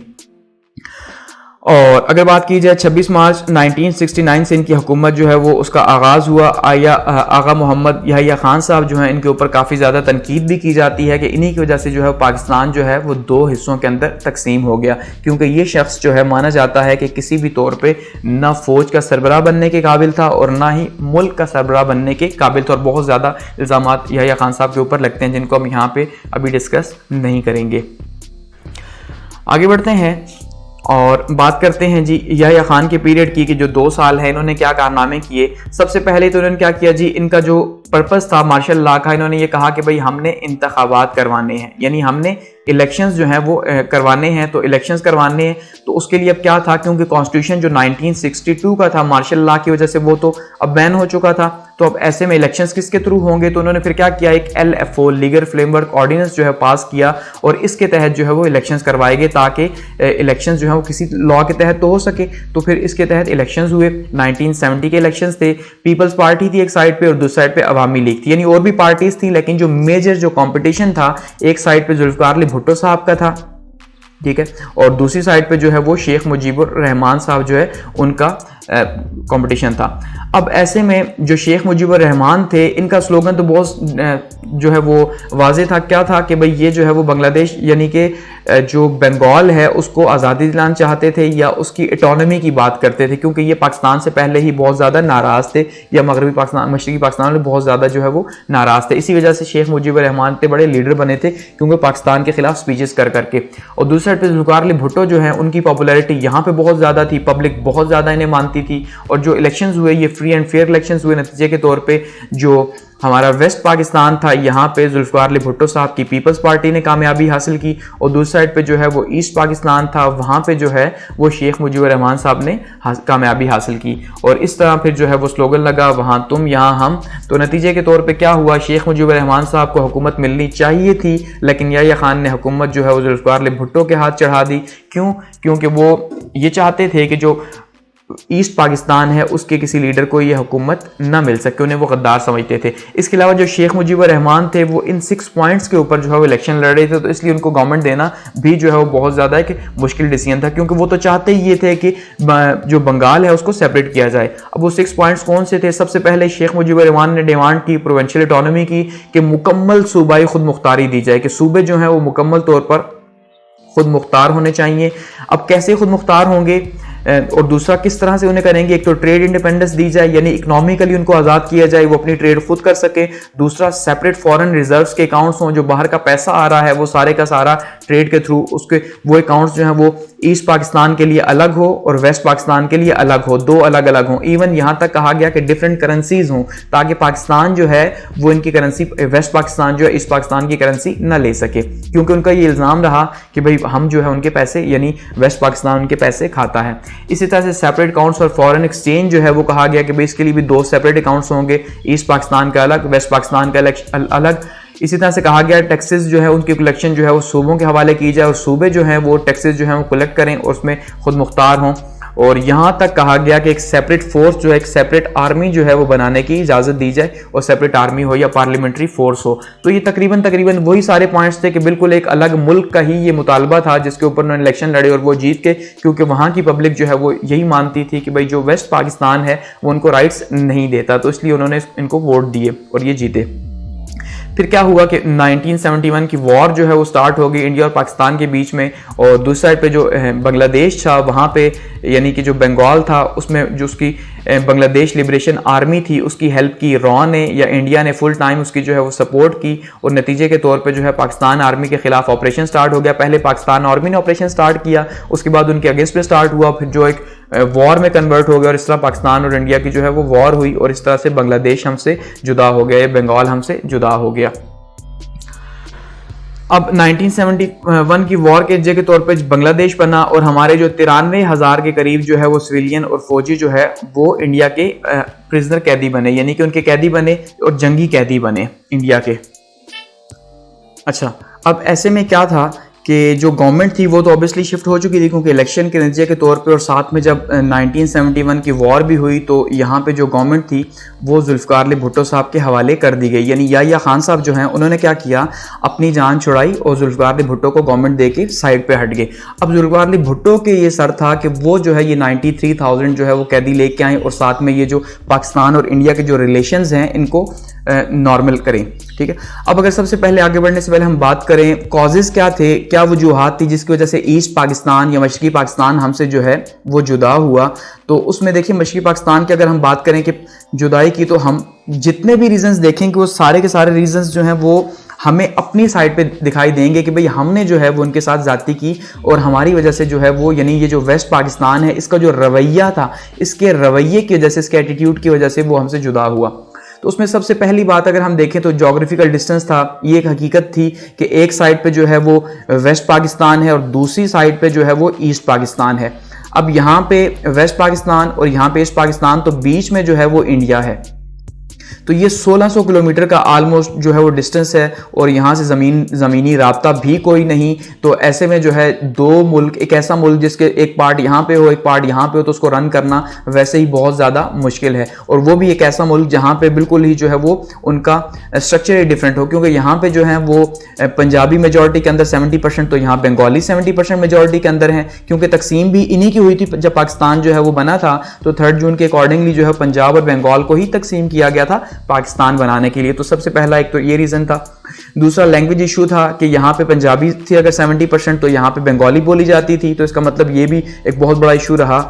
उसके अलावा बात की जाए अगर डेमोक्रेटिक राइट्स जो थे, यानी कि जो जमहूरी जो उनके हुकूक थे वो उनको नहीं मिले। उनके हुकूक क्यों नहीं मिले? क्योंकि जितनी भी पावर रही है 90% तक वो सारी की सारी हुकूमत की जो पावर थी वो वेस्ट पाकिस्तान के पास थी हमेशा से। इवन जो ईस्ट पाकिस्तान है या जो बंगाली हैं, ये जो बंगाली ये हमेशा से इल्ज़ाम लगाया करते थे कि भाई पंजाबी जो हैं इन्होंने हुकूमत को टेक ओवर किया हुआ है। इवन फौज के अंदर भी 70% पंजाबी, और ये अब भी इल्ज़ाम लगाया जाता है जैसे कि और बंगाली जो है वो कहते हैं हमें पीछे छोड़ा गया, और फौज के अंदर भी वही हैं, ब्यूरोक्रेसी के अंदर भी वही हैं, और उनका रवैया जो है वो बंगालियों से बहुत ज़्यादा जो है वो रेसिज्म पर मबनी है। तो ये एक हकीकत भी थी उस टाइम पे।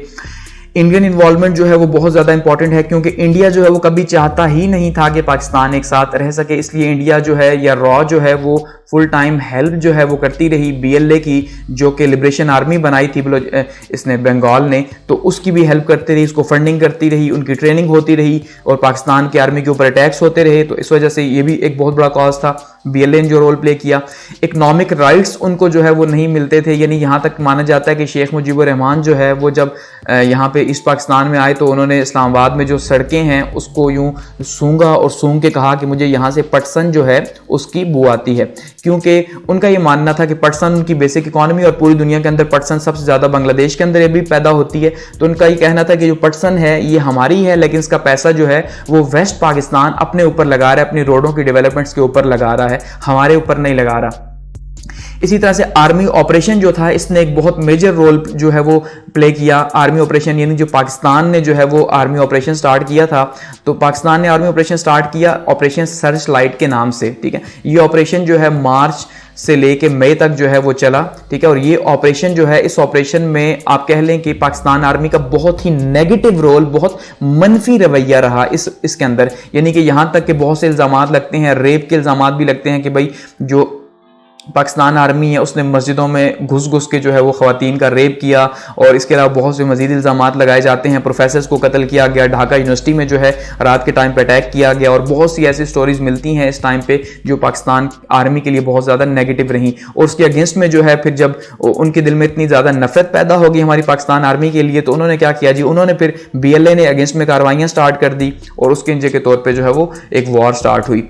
इसके अलावा लैक ऑफ एडमिनिस्ट्रेटिव अथॉरिटी, वो जैसे कहा कि भाई जितना भी जो कंट्रोल था वो सारे का सारा कंट्रोल वेस्ट पाकिस्तान के पास था, ईस्ट पाकिस्तान के पास कंट्रोल नहीं था। इस वजह से भी उनके दिलों में नफरत थी कि भाई हम हैं तो पाकिस्तानी, लेकिन हमें हमारे पॉलिटिकल राइट्स भी नहीं मिल रहे। तो ये कुछ कॉजेस थे बांग्लादेश की अलहदगी के। आगे बात करते हैं जुल्फ़िकार अली भुट्टो साहब के एरा की, कि जुल्फ़िकार अली भुट्टो साहब जो है उनका दौर कैसा रहा। अब अगर बात की जाए जुल्फ़िकार अली भुट्टो के सबसे पहले चैलेंजेस की, तो देखिए अब जैसे 93,000 तो कैदी तो थे ही थे जो उन्हें छुड़वाने थे। इसके अलावा इंडिया के साथ जो रिलेशंस थे वो भी बहुत ज़्यादा जो है वो ख़राब थे, वॉर की वजह से उनको सेट करना था। बांग्लादेश जुदा हो चुका था, तो एक बहुत ज़्यादा प्रेशर भी था जुल्फ़िकार अली भुट्टो के ऊपर कि भाई उनकी वजह से, क्योंकि उन्होंने स्लोगन लगाया था कि वहाँ तुम यहाँ हम, तो उन्होंने जो है वो खुदगर्जी की, तो उसके नतीजे के तौर पे बांग्लादेश जुदा हुआ ये माना जाता है। तो ऐसे में जो है इनको खुद को प्रूव करना बहुत ज़्यादा इंपॉर्टेंट था। अब अगर बात की जाए तो ये first chief marshal law administrator थे, क्योंकि सिविलियन थे, तो सिविलियन मार्शल लॉ एडमिनिस्ट्रेटर्स नहीं होते, क्योंकि मार्शल लॉ एडमिनिस्ट्रेटर्स हमेशा आर्मी के होते हैं। तो ये सिविलियन थे। या खान साहब जो है इन्हें पकड़ा के चले गए। मार्शल लॉ एडमिनिस्ट्रेटर क्यों थे? क्योंकि उस टाइम पे कोई कॉन्स्टिट्यूशन ही नहीं था, कोई आइन नहीं था। LFO के तहत हमने देखा इलेक्शंस हुए थे, उनको गवर्नमेंट दी गई थी। उसके बाद जी ZA भुट्टो साहब जो है जब ये चीफ मार्शल एडमिनिस्ट्रेटर थे तो एब्सोल्यूट अथॉरिटी उनके पास थी, इन्हें कोई चैलेंज करने वाला नहीं था। ऐसे में इन्होंने जो है वो रिफॉर्म्स की, और बहुत मेजर रिफॉर्म्स की पाकिस्तान की हिस्ट्री की। यानी ये सोशलिज्म वर्सेस कैपिटलिज्म एक जो है एक मुकाबला था, कि जो कैपिटलिज्म की रिफॉर्म्स थी वो लेके आए थे अयूब खान साहब। कि अयूब खान की जितनी रिफॉर्म्स थी वो सारी की सारी सरमायादारों के लिए या सरमायादाराना निज़ाम को प्रमोट करने के लिए थी। इसी तरह से जो रिफॉर्म्स थे जुल्फिकार भुट्टो साहब की, वो सारी की सारी जो है वो सोशलिज्म की रिफॉर्म्स थी या गरीबों के लिए थी, ठीक है। यानी क्योंकि ये सोशलिज्म से बहुत ज़्यादा इंस्पायर थे और इनका ख्याल था जुल्फिकार भुट्टो साहब का कि मुल्क में अगर गुर्बत जो है उसका खात्मा करना है तो उसके लिए सोशलिज्म लेके आना पड़ेगा, कैपिटलिज्म नहीं कि जहां अमीर अमीर तर हो, वो सिस्टम पाकिस्तान के लिए बेहतर नहीं। तो इन्होंने उसके अपोजिट सिस्टम दिया सोशलिज्म का, जो रशिया के अंदर उस टाइम पे जो है वो चल रहा था या चाइना के अंदर था। तो वो सिस्टम जो है इन्होंने देने की कोशिश की और रिफॉर्म्स लेके आए। उसमें इकोनॉमिक रिफॉर्म्स थी, एग्रीकल्चर रिफॉर्म्स थी, लेबर रिफॉर्म थी और इंडस्ट्रियल रिफॉर्म्स थी। अगर इकोनॉमिक रिफॉर्म्स की बात की जाए तो सबसे पहले उन्होंने जो है वो सब्सिडी दी हर रेट के ऊपर गरीबों के लिए, क्योंकि गरीबों का स्लोगन लेके आए थे, गरीबों के बहुत बड़े लीडर माने जाते हैं, तो उन्होंने सब्सिडी दी हर एक के ऊपर। और सब्सिडी आप जानते हैं कि गवर्नमेंट खुद से पैसे पे करती है ताकि जो है वो आवाम तक जो है वो चीज़ सस्ते दामों पहुँच सके। इसके अलावा जो सीड्स थे, फर्टिलाइजर्स थे या ट्रैक्टर्स वगैरह थे वो किसानों को दिए गए। अच्छा, स्केल्स जो है गवर्नमेंट सर्विसेज के अंदर वो यूनिफॉर्म कर दिए गए, सबको 22 स्केल कर दिया कि भाई कोई जो है वो अफसर कोई छोटा नहीं, सब ने अपने काम करने अपने लिहाज से, सब एक बराबर हैं। लोन फैसिलिटी जो है वो दी गई किसानों को भी और गवर्नमेंट सर्विस को भी कि भाई आप लोन लेके जो है वो अपने लिए आसानी पैदा कर सकते हैं, कोई कारोबार करना चाहते हैं या कुछ भी। अच्छा, फी एग्जम्पशन जो है वो गरीब जो स्टूडेंट्स थे उनकी फीस माफ़ कर दी गई। पेंशनर जो है उसकी डेथ की सूरत में उसकी जो बेवा थी वो पेंशन ले सकती थी। और पुलिस के लिए जो है वो बहुत सी रिफॉर्म्स लेके आए। एग्रीकल्चर रिफॉर्म्स की या ज़री रिफॉर्म्स की बात की जाए तो ज़री रिफॉर्म्स की थी अयूब खान साहब ने भी, अब इन्होंने भी की। तो इन्होंने क्या किया जी, 1 मार्च 1972 को जो है वो ये अनाउंस किया और लैंड की लिमिट रख दी। अयूब खान साहब ने भी लैंड की लिमिट रखी थी, इन्होंने भी रखी। इन्होंने क्या किया जी, इन्होंने कहा जो बारानी जो एरीगेटेड लैंड है, ठीक है जी, अब उसको क्या है जी, उसकी जो लिमिट है वो 500 है, यानी कि 500 अगर किसी के पास मौजूद है 500 एकड़ ज़मीन, तो उसमें से वो सिर्फ 150 एकड़ रख सकता है। और जिसके पास 1000 मौजूद है वो सिर्फ 300 एकड़ जो है वो रखेगा, बारानी और नहरी, ठीक है। अब नहरी जो है क्योंकि वो ज़्यादा नहरों से पानी लगता है तो जाहिर बात है जिस टाइम मर्जी लगे वो ज़्यादा जो है फर्टाइल होती हैं। जो एरिड लैंड्स हैं यानी बारानी हैं, जो बारिश के पानी से जो है वो सैराब होते हैं, तो बारिश तो फिर अब जब होगी तभी वहाँ पर होगी, तो इसलिए इसकी लिमिट ज़्यादा थी और इसकी लिमिट कम थी। तो इससे ज़्यादा जो ज़मीन थी वो गवर्नमेंट अपने कब्जे में ले ली और जो मज़ारीन थे उनमें तकसीम कर दी, छोटे किसानों में तकसीम कर दी ताकि वो उसके ऊपर काम कर सकें। मज़ारीन के जो राइट्स थे, क्योंकि मज़ारीन गरीब थे और पाकिस्तान तो वैसे भी 65% इसकी इकोनॉमी बेस ही एग्रीकल्चर के ऊपर करती है, तो बहुत बड़ी तादाद है एक मज़ारीन की, तो उनको उनके राइट्स को प्रोटेक्ट किया गया इसके अंदर। इसके अलावा इन्हें हक शुफा भी दिया गया, यानी कि आप अगर कोई प्रॉपर्टी जो है वो बाहर सेल कर रहे हैं, कोई जो ज़मींदार है, तो पहले जो है वो अपने किसान को देगा। सेकंड फेज इसका अनाउंस किया गया लेकिन वो अप्लाई नहीं हो सका 1977 के अंदर जब दोबारा से इलेक्शंस हुए। तो लेबर रिफॉर्म्स थी क्योंकि ये जैसे मैंने कहा गरीबों का स्लोगन लेके आए थे और सोशलिज्म था, तो सोशलिज्म बेस ही इसी के ऊपर करता है कि लेबर हुकूमत यानी गरीबों की हुकूमत या मजदूरों की हुकूमत जो है उसी को सोशलिज्म नॉर्मली रशिया के अंदर कहा जाता है, ठीक है। तो वहीं से एक कॉन्सेप्ट आया कम्युनिज्म या सोशलिज्म का। तो लेबर्स के लिए रिफॉर्म बहुत ज्यादा इंपॉर्टेंट थी इनके लिए, तो उन्होंने लेबर्स के रिफॉर्म फर्स्ट टाइम हिस्ट्री के अंदर, पाकिस्तान की हिस्ट्री के अंदर जो मजदूर थे उन मजदूरों के लिए जो है रिफॉर्म्स लेके आए। लेबर राइट्स की बात की गई। अच्छा जी, कंपनसेशन दी गई उन्हें इंजरी की शक्ल में, अगर इंजरी की सूरत में अगर उन्हें कोई यानी जख्मी हो जाते हैं तो उन्हें पैसे दिए जाएंगे, पहले तो कोई पूछता नहीं था।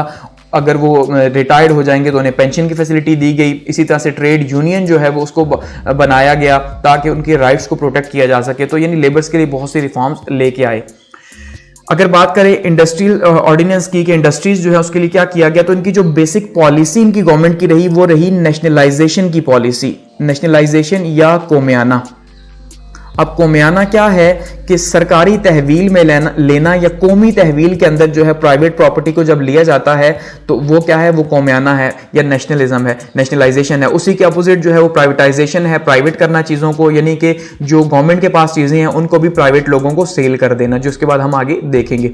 तो ये बिल्कुल दो एक दूसरे के अपोजिट थी। तो नेशनलाइजेशन की पॉलिसी या कोमियाने की पॉलिसी लेके आए और इन्होंने क्या किया, जितनी भी बड़ी बड़ी इंडस्ट्रीज थी, 20 बड़ी बड़ी इंडस्ट्रीज जिसमें जो है वो आयरन की, स्टील की, हैवी इंजीनियरिंग की, ऑटोमोबाइल्स की, ट्रैक्टर असेंबलिंग प्लांट्स की, ऑयल एंड गैस रिफाइनरीज जो है, ये सारी की सारी जितनी बड़ी इंडस्ट्रीज थी, इन सारी बड़ी इंडस्ट्रीज को जो है वो नेशनलाइज कर लिया या कौमी तहवील में ले लिया कि भाई आज से इसको गवर्नमेंट जो है वो चलाएगी। वो कि एक बहुत नेगेटिव स्टेप उस टाइम पे रहा क्योंकि जितने भी इंडस्ट्रियलिस्ट थे, खास करके अयूब खान साहब ने पिछले 10 साल में जिनको फीड किया था, जिनको पब्लिक का पैसा दिया था, टैक्स पेयर्स का पैसा दिया था कि भाई आप बिजनेस बनाएं ताकि बिजनेस के थ्रू जॉब क्रिएशन हो सके, तो वो सारे के सारे दोबारा से जुल्फिकार अली भुट्टो साहब ने जो है गवर्नमेंट की तहवील में ले लिए। तो वो लोग जो यहाँ पे पैसा लगा के इतनी मेहनत कर रहे थे वो बहुत ज्यादा डीमोटिवेट हुए और यहाँ से भागे। ठीक है, तो उसके लिए भी उन्होंने क्या किया, पहले से ही पासपोर्ट भी जो है वो जब्त किए हुए थे और इस तरह से यानी बहुत से इकदाम किए, लेकिन ये बहुत ज़्यादा नेगेटिव रहा। गो कि फॉरेन जो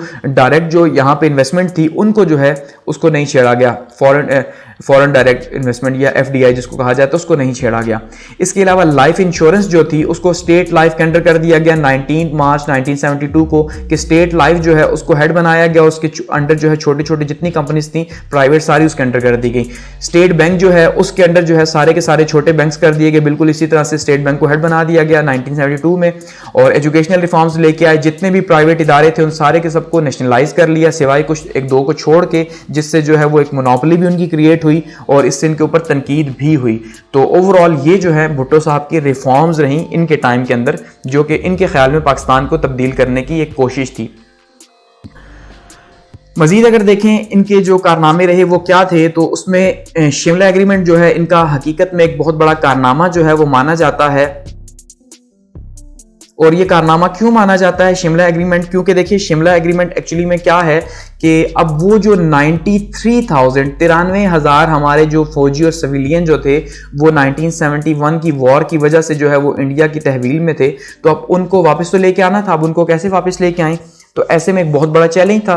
तो उसके लिए शिमला एग्रीमेंट किया गया 1972 में शिमला इंडिया के अंदर, और जिसमें जो है वो एक साइड पे इंदिरा गांधी मौजूद हैं और दूसरी साइड पे जो है वो जुल्फिकार अली भुट्टो साहब मौजूद है। तो इन दोनों के बीच में ये एग्रीमेंट हुआ जिसमें कैदियों को वापस लाया गया, और जो इसके अंदर एग्रीमेंट है वो 3 लेयर्स पर मुश्तमिल है। 3 बेसिक एग्रीमेंट्स इसके अंदर एक एग्रीमेंट के अंदर किए गए, जिसमें सबसे पहले एक बुनियादी एग्रीमेंट है, बेसिक एग्रीमेंट, जिसमें कहा गया कि भाई अब से पाकिस्तान और इंडिया जो है वो यूएन के चार्टर के अकॉर्डिंगली अपने प्रॉब्लम्स को सॉल्व करेंगे, यानी पीसफुली, ठीक है, अमन के साथ, सुकून के साथ जो है वो उसको निगोशिएट करके डील करेंगे।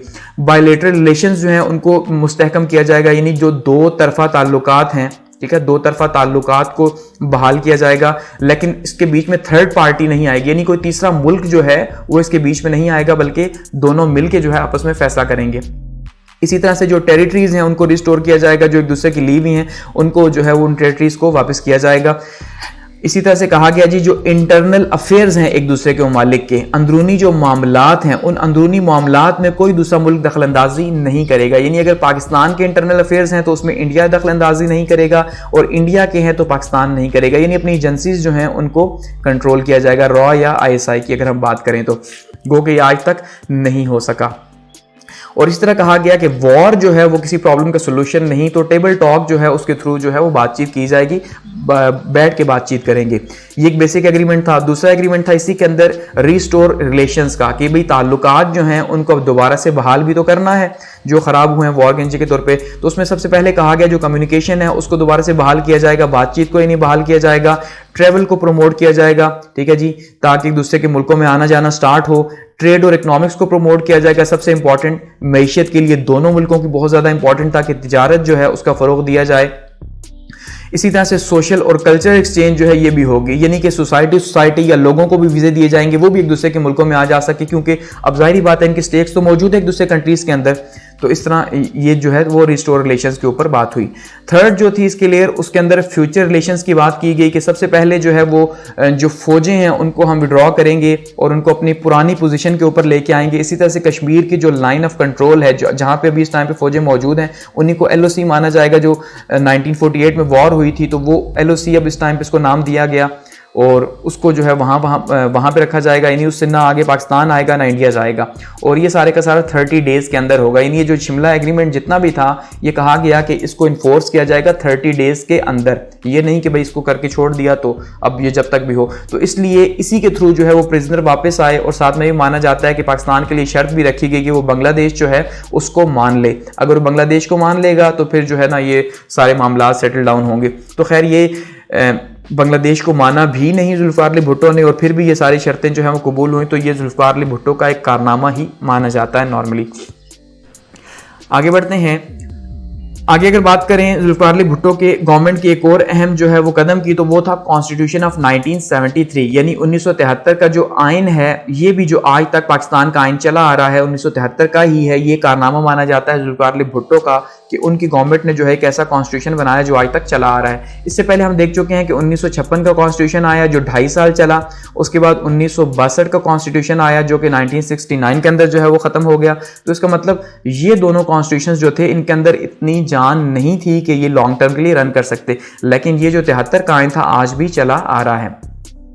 की फीचर्स की बात करें तो सबसे पहली बात जो है, इसको 25 रुकनी कमेटी ने बनाया था, तो इसमें हर तरह के जो है वो साथ में यानी कि ऐसे 25 लोग शामिल थे कि जिनको बाद में एतराज़ ना हो, जो स्टेक होल्डर्स हों, जिसके अंदर उलमाए कराम जो हैं वो भी शामिल थे। तो सबसे पहले ये पार्लियामेंट्री है, और पार्लियामेंट्री भी 2 ऐवानी मुकन्ना है इसके अंदर, यानी 2 ऐवान होंगे। ऐवाने जो ज़ीरी हैं उसको कौमी असम्बली कहा जाएगा, और जो अपर हाउस है उसको कहा जाएगा सेनेट। तो अभी इस टाइम पे बिल्कुल ऐसा ही है, एक साइड पे जो है, और ये दोनों मिल के पार्लियामेंट कहलाएंगे, ठीक है। एक साइड पे कौमी असम्बली जहाँ पे लोग इलेक्ट होकर आएंगे, उसके बाद जो है सेनेट है, और ये जो दोनों हैं पार्लियामेंट कहलाएंगे। बाई कैमरल लेजिस्लेशन है, 2 ऐवानी मुकन्ना। प्रेसिडेंट और पीएम जो हैं ये दोनों के दोनों मुसलमान होना शर्त है, ठीक है, ये सबसे इंपॉर्टेंट। अच्छा, डेमोक्रेटिक कॉन्स्टिट्यूशन है, यानी जमहूरी आइन होगा, जमहूरियत पर मुल्क चलेगा। रिटन कॉन्स्टिट्यूशन है, इसी तरह से फेडरल सिस्टम इसमें इंट्रोड्यूस करवाया गया कि फेडरल सिस्टम होगा, पाकिस्तान एक फेडरेशन होगी और सूबे उसमें जो है वो आज़ाद होंगे, सूबों की आज़ादी होगी। स्टेट रिलीजन जो है वो इस्लाम होगा, ये यहाँ पे कहा गया, और मुल्क का नाम इस्लामी जमहूरिया पाकिस्तान कहा गया जी, कि भाई क्योंकि इस्लाम के ऊपर बना है तो इस्लामी जमहूरिया पाकिस्तान होगा।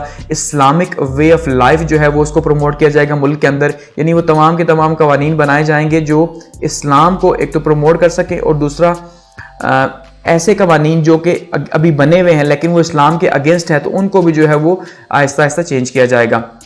पीएम और प्रेसिडेंट मुसलमान, ये दोबारा से आया। इस्लामिक वैल्यूज़ जो है उनको जो है, इस्लामी इक़दार जो हैं उनको जो है वो प्रोटेक्ट किया जाएगा। इस्लामिक आइडियोलॉजिकल कौंसिल, इस्लामी नज़रियाती कौंसिल जो है इसके अंदर बनाई गई, जो जिसका काम ही ये था कि कवानीन जितने भी हैं हुकूमत को प्रपोज करे इस्लामी कवानीन, और जो नए हैं उनको एक तो नज़रसानी करे, और जो पुराने हैं उनको भी अगर कोई इस्लाम के खिलाफ है तो चेंज किया जाए। अमेंडमेंट का प्रोसेस लगा गया, 2/3 मेजॉरिटी जिसके पास होगी वो इसको अमेंड कर सकेगा, इसलिए ये काफ़ी ज़्यादा रिग्ड आइन था, एक सख्त किस्म का, जिसको आसानी से चेंज नहीं किया जा सकता। इसके अंदर इस टाइम पे तकरीबन 25 जो है वो अमेंडमेंट्स हो चुकी हैं, ठीक है। आगे बढ़ते हैं। इसके अलावा अगर भुट्टो साहब के दौर की बात करें तो बलूचिस्तान ऑपरेशन जो है भुट्टो साहब जो 1970 में भी हुआ, 1973 से 77 तक 5 साल ये चला। यहाँ पे जो कि अलहदगी पसंद थे बलूचिस्तान के अंदर, उनके खिलाफ जो है ये ऑपरेशन किया गया। इसके अलावा एक और कारनामा भुट्टो साहब का था, OIC कॉन्फ्रेंस जो है 1974 में जो है वो लाहौर के अंदर बुलाई गई, जिसको लाहौर समिट भी कहा गया, जो कि 22 से 24 जो है वो इसमें रही, 1974 को रही। और ये सबसे इंपॉर्टेंट इसलिए रही क्योंकि OIC में फर्स्ट टाइम जो है ईरान को भी और सऊदी अरब को भी एक प्लेटफॉर्म के ऊपर जो है वो लाया गया, क्योंकि इससे पहले जो है वो ऐसा नहीं हुआ। क्योंकि जब भी OIC ये सेकंड खैर कॉन्फ्रेंस थी तो ईरान हमेशा से ही जो है वो सऊदीया के अगेंस्ट रहा है, और जहाँ पे सऊदी बादशाह बैठते हैं तो वहाँ पे ईरान जो है, ईरान के बादशाह वो नहीं आते। तो ये भुट्टो साहब ने जो है वो अपनी पावर यूज़ की, अपनी कम्युनिकेशन यूज़ की, और इन दोनों को जो है वो एक साथ यहाँ ला बिठाया। इसी के अलावा माना जाता है कि जो एटॉमिक बम है पाकिस्तान का, जो एटमी बम है, उसका जो बुनियाद है वो भुट्टो साहब ने रखी। स्लोगन लगाया, घास फूस खाएंगे एटम बम बनाएंगे। तो ये जो एटम बम है, एटम बम भी उस टाइम पे भुट्टो साहब ने इसकी बुनियाद रखी। उसके बाद 1977 के इलेक्शन हुए 7 मार्च 1977 को। एक साइड पे PNA थी, पाकिस्तान नेशनल अलायंस, जिसका जो नारा था वो निज़ाम मुस्तफ़ा था कि भाई हम जो है वो इस्लामिक सिस्टम लेके आएंगे। और भुट्टो साहब के ऊपर इल्ज़ाम लगा कि ये जो है शराब पीते हैं और मुल्क को इन्होंने जो है वो सोशलिस्ट बना दिया, इस्लाम में सोशलिज्म की कोई गुंजाइश नहीं, और इस तरह की बातें की गई भुट्टो साहब के खिलाफ। तो एक 9 रुकनी जो है वो इत्तेहाद बनाया गया PNA के अंडर, और दूसरी साइड पे पीपल्स पार्टी थी। तो नतीजा क्या निकला कि पीपल्स पार्टी दोबारा से जीत गई, यानी भुट्टो साहब फिर इलेक्ट होकर आए, लेकिन PNA ने इन इलेक्शंस को मानने से इनकार कर दिया। और इस तरह से क्या हुआ कि PNA की मूवमेंट जो है वो स्टार्ट हो गई, और जो एंड हुई मार्शल लॉ के ऊपर। और इस तरह से ज़िया-उल हक साहब जो हैं उन्होंने मार्शल लॉ लगा दिया मुल्क के अंदर, और उसके बाद जो है 5 जुलाई को नहीं मार्शल लॉ लगा। अब अगर बात करें ज़िया-उल हक साहब की हुकूमत की, तो ज़िया-उल हक साहब जो है सबसे पहले इन्होंने मार्शल लॉ लगाया जब 5 जुलाई को, तो सबसे पहले इन्होंने अनाउंस किया कि भाई 90 डेज के अंदर इलेक्शंस होंगे। ठीक है, क्या कहा कि 90 डेज के अंदर इलेक्शन होंगे, ज़िया-उल हक ने कहा। लेकिन उसके बाद फिर हमने देखा कि 6 साल गुजर गए, लेकिन 6 साल तक इलेक्शंस नहीं हो सके, यानी कि जो नेक्स्ट इलेक्शंस हुए 1985 के अंदर जो है वो इलेक्शंस हुए, वो भी पार्टी बेसिस के ऊपर नहीं हुए। तो 90 डेज का कहा, लेकिन उसके बाद क्या हुआ जी, पॉलिटिकल पार्टीज जो हैं उनको बैन कर दिया गया, सियासी जमातें जितनी भी हैं, और अकाउंटेबिलिटी का प्रोसेस एक स्टार्ट कर दिया गया एहतसाब का, जो कि जैसे आज इमरान खान साहब के ऊपर इल्ज़ाम लगता है। तो एहतसाब का जो है वो एक प्रोसेस स्टार्ट हुआ और उन्होंने जो है निशाना बनाना शुरू कर दिया अपने ओपोनेंट्स को। इसके अलावा जी लाहौर हाई कोर्ट ने इसी दौरान जो है जुल्फिकार अली भुट्टो साहब को जो है वो फांसी की सजा सुना दी। उस तरह जुल्फिकार अली भुट्टो को फांसी हो गई, यानी कि एक बहुत बड़ा ओपोनेंट जो है पीपल्स पार्टी या भुट्टो साहब, उनको जो है वो फांसी हो गई। तो अब पीछे ग्राउंड इनके लिए साफ था। ऐसे में फिर क्या हुआ जी, सिविलियन कैबिनेट जो है इन्होंने जुलाई में 1978 में जो है वो अनाउंस करवाई, जिसके अंदर पीएनए के लोगों को भी शामिल किया गया, ताकि जो अपोजिशन है, यानी अगर उसको शामिल कर लिया जाए तो उससे क्या होगा, मुल्क के अंदर हालात कुछ बेहतर हो जाएंगे। ज़ियाउल हक उसके बाद 16 सितंबर 1978 को जो है वो मुल्क के प्रेसिडेंट बन गए, और उसके साथ ही उन्होंने जो है 1979 के अंदर लोकल गवर्नमेंट इलेक्शंस करवा दिए, ताकि लोअर लेवल पे जो है वो गवर्नमेंट अपना इन्फ्लुएंस शो कर सके या लोअर लेवल पे भी जो है अपने काम किए जा सकें। फिर प्रोविंशियल कॉन्स्टिट्यूशन ऑर्डर्स जो है 23 मार्च 1981 के थ्रू जो है इनको रिप्लेस किया गया 1973 के कॉन्स्टिट्यूशन के साथ, यानी क्योंकि अब मार्शल लॉ लगा हुआ है तो 1973 का आइन तो सूट करता नहीं किसी सूरत भी, तो फिर पीसीओ जो है उसको एक नया कॉन्स्टिट्यूशन बनाया गया या उसको जो है वो लागू किया गया। प्रेसिडेंशियल रेफरेंडम करवाए गए दिसंबर 1984 को, और ज़ियाउल हक साहब दोबारा जो है 5 साल के लिए जो है वो इलेक्ट हो गए एज ए प्रेसिडेंट। इसके अलावा जी इलेक्शंस करवाए गए 1985 के अंदर, और ये नॉन पार्टी जो है वो इलेक्शंस थे, इसके नतीजे के तौर पे जो है वो हुकूमत बनी, और उसमें से अब जो है इन्होंने फिर जुनेजो साहब को जो है वो प्राइम मिनिस्टर बनाया। मार्शल लॉ को भी एंड कर दिया गया 30 दिसंबर 1985 को, क्योंकि इलेक्शन हो चुके थे तो अब मार्शल लॉ एंड होना था। लेकिन उससे पहले इन्होंने क्या किया, 8th अमेंडमेंट जो है वो पास करवाई। अब 8th अमेंडमेंट पास करवाई, 8th अमेंडमेंट क्या थी, 58(2)B की जो पावर थी, ठीक है जी, 58(2)B की, कि जिसके तहत जो असम्बलियां तोड़ने का जो इख्तियार है, जो 1973 के कॉन्स्टिट्यूशन के अकॉर्डिंगली वजीर आजम के पास है, ठीक है, अभी भी वज़ीर आज़म के पास है, तो ये इन्होंने अपने पास रखा कि भाई जो असम्बलियां तोड़ने का इख्तियार है जब इनके पास होगा तो ये किसी भी टाइम पे जो है वो गवर्नमेंट जो इनके अकॉर्डिंगली काम नहीं करेगी तो उसे चेंज कर सकते हैं। तो ऐसे में फिर उसके बाद इलेक्शंस के बाद नई गवर्नमेंट बनी। लेकिन फिर हमने देखा कि फिर ज़ियाउल हक साहब जो है उनका प्लेन भी क्रैश हो गया, और इस दौरान जो है वो फिर बीच में जो गवर्नमेंट चली मोहम्मद खान जुनेजो साहब की, तो मोहम्मद खान जुनेजो ने जो है वो भी मुल्क के लिए बहुत इंपॉर्टेंट रोल प्ले किया, जिसको हम आगे डिस्कस करेंगे। अब बात करते हैं इस्लामाइजेशन ऑफ ज़ियाउल हक की, ठीक है, कि ज़ियाउल हक साहब जो हैं इन्होंने जो इस्लामी कवानीन जो हैं उनको इंट्रोड्यूस करवाया। वो इस्लामी कवानीन कौन कौन से थे इनके ज़माने में, ठीक है। अब इस्लामी कवानीन इंट्रोड्यूस तो करवाए गए, लेकिन इनके ऊपर इल्ज़ाम लगता है जैसे कि जो लेफ्ट विंग है, जो लिबरल्स हैं, वो ये मानते हैं कि ये वक्त की ज़रूरत थी, क्योंकि उस टाइम पे अफगान जो वॉर थी, अफगान वॉर की वजह से जो है इन्होंने मुल्क को सारे का सारा इस्लामी खोल पहना दिया। और जो राइट विंग है वो ये मानता है कि नहीं भाई ये बहुत अल्लाह वाले थे और इस वजह से जो है इन्होंने ये सारे का सारा किया, यानी इस्लामी कवानीन लेके आए। उसमें सबसे पहले हुदूद ऑर्डिनेंस जो है 10 फरवरी 1969 को लेके आए। हुदूद ऑर्डिनेंस यानी कुरान और सुन्ना के मुताबिक सजाएं देना जो है वो उसको लागू किया गया। ज़कात और उशर का ऑर्डिनेंस 20 जुलाई 1920 को जो है वो पास किया गया, और ज़कात फाउंडेशन जो है वो बनाएगी फरवरी 1982 के अंदर। और इस फाउंडेशन का पर्पस क्या था कि जो लोग भी ज़कात लेने आते हैं उनको ट्रेन किया जाए, उनको हुनर सिखाया जाए, ताकि वो दोबारा जो है नेक्स्ट टाइम दोबारा से ज़कात ना मांगे। और ये बहुत अच्छा इकदाम था। इसी तरह से फेडरल शरिया कोर्ट जो है, वफाकी शरी अदालतें जो हैं, उनको जो है वो उनका क़याम अमल में लाया गया ताकि सज़ाएं इस्लामी कवानीन के मुताबिक दी जा सकें। उसके लिए क्या हुआ कि हाई कोर्ट के अंदर एक तो 3 जजेस जो है वो मुकर्रर किए गए, और सुप्रीम कोर्ट के अंदर जो है वो अपीलेट कोर्ट जो है उसका बनाया गया शरिया बेंच का, कि भाई कोई अपील करना चाहे तो यहाँ पे अपील कर सकता है। इस तरह से पाकिस्तान स्टडीज़ और इस्लामियात की जो एजुकेशन है इसको जो है वो कंपलसरी करार दिया गया ग्रेजुएशन तक, यानी 14वीं तक। और जो ब्लास्फेमी एक्ट है उसको भी आर्टिकल 298 के अंदर जो है चेंज करके इसमें भी सज़ा लाएगी 3 साल की, कि भाई कोई भी जो है वो सहाबा की शान में गुस्ताखी करेगा या अहले बैत की शान में जो है वो गुस्ताखी करेगा तो उसको जो है वो सज़ा दी जाएगी। एहतराम रमज़ान ऑर्डिनेंस जो है वो लेके आए 1981 के अंदर, के रमज़ान में जो है होटल वगैरह बंद होंगे और कोई भी जो है पब्लिकली नहीं खाएगा, या खाता हुआ दिखाई देगा तो उसको भी उठा के जेल में डालेंगे, कि रमज़ान का एहतराम है। फेडरल ओम्बुड्समैन या फिर वफाकी एहतसाब जो है इसका इदारा कायम किया गया जून 1981 में। ये वफाकी जो मुहतसिब था इसकी जो मियाद थी वो 4 साल के ओहदे की थी, और इसका तरीक़ाकार क्या था कि भाई किसी को भी अगर किसी सरकारी इदारे से या फिर किसी भी नीम सरकारी इदारे से या किसी अफसर वगैरह से शिकायत है तो वो एक सादे कागज़ के ऊपर अपनी एप्लीकेशन लिखेगा और वो एप्लीकेशन जो है वो भेज देगा वफाकी मौसिफ को और उसके खिलाफ जो है वो एक्शन लेगा। मजलिस शूरा का क़याम किया गया, या मजलिस शूरा या कौमी असम्बली जिसको नॉर्मली कहते हैं, तो ये कौमी असम्बली उस तरह की नहीं थी। इसमें जो है वो 50 लोग थे और इनका काम क्या था, एक ब्रिज का काम करना, यानी एक साइड पे गवर्नमेंट है, दूसरी साइड पे पब्लिक है, तो पब्लिक और गवर्नमेंट के बीच में एक ब्रिज का काम करना था। इस मजलिस शूरा ने इंटरेस्ट फ्री बैंकिंग जो है इसको इंट्रोड्यूस करवाया गया। आगे बढ़ते हैं, बात करते हैं स्वेत अफगान वॉर की 1979 के अंदर, यानी कि ज़िया-उल हक साहब के टाइम पे ही जो है ये वॉर स्टार्ट हुई अफगानिस्तान की, कि जब सोवियत यूनियन जो है वो अफगानिस्तान के अंदर 1979 में दिसंबर 1979 में दाखिल हुआ और 1 लाख के करीब जो है वो अपने सिपाही लेके यहाँ पे दाखिल हुआ।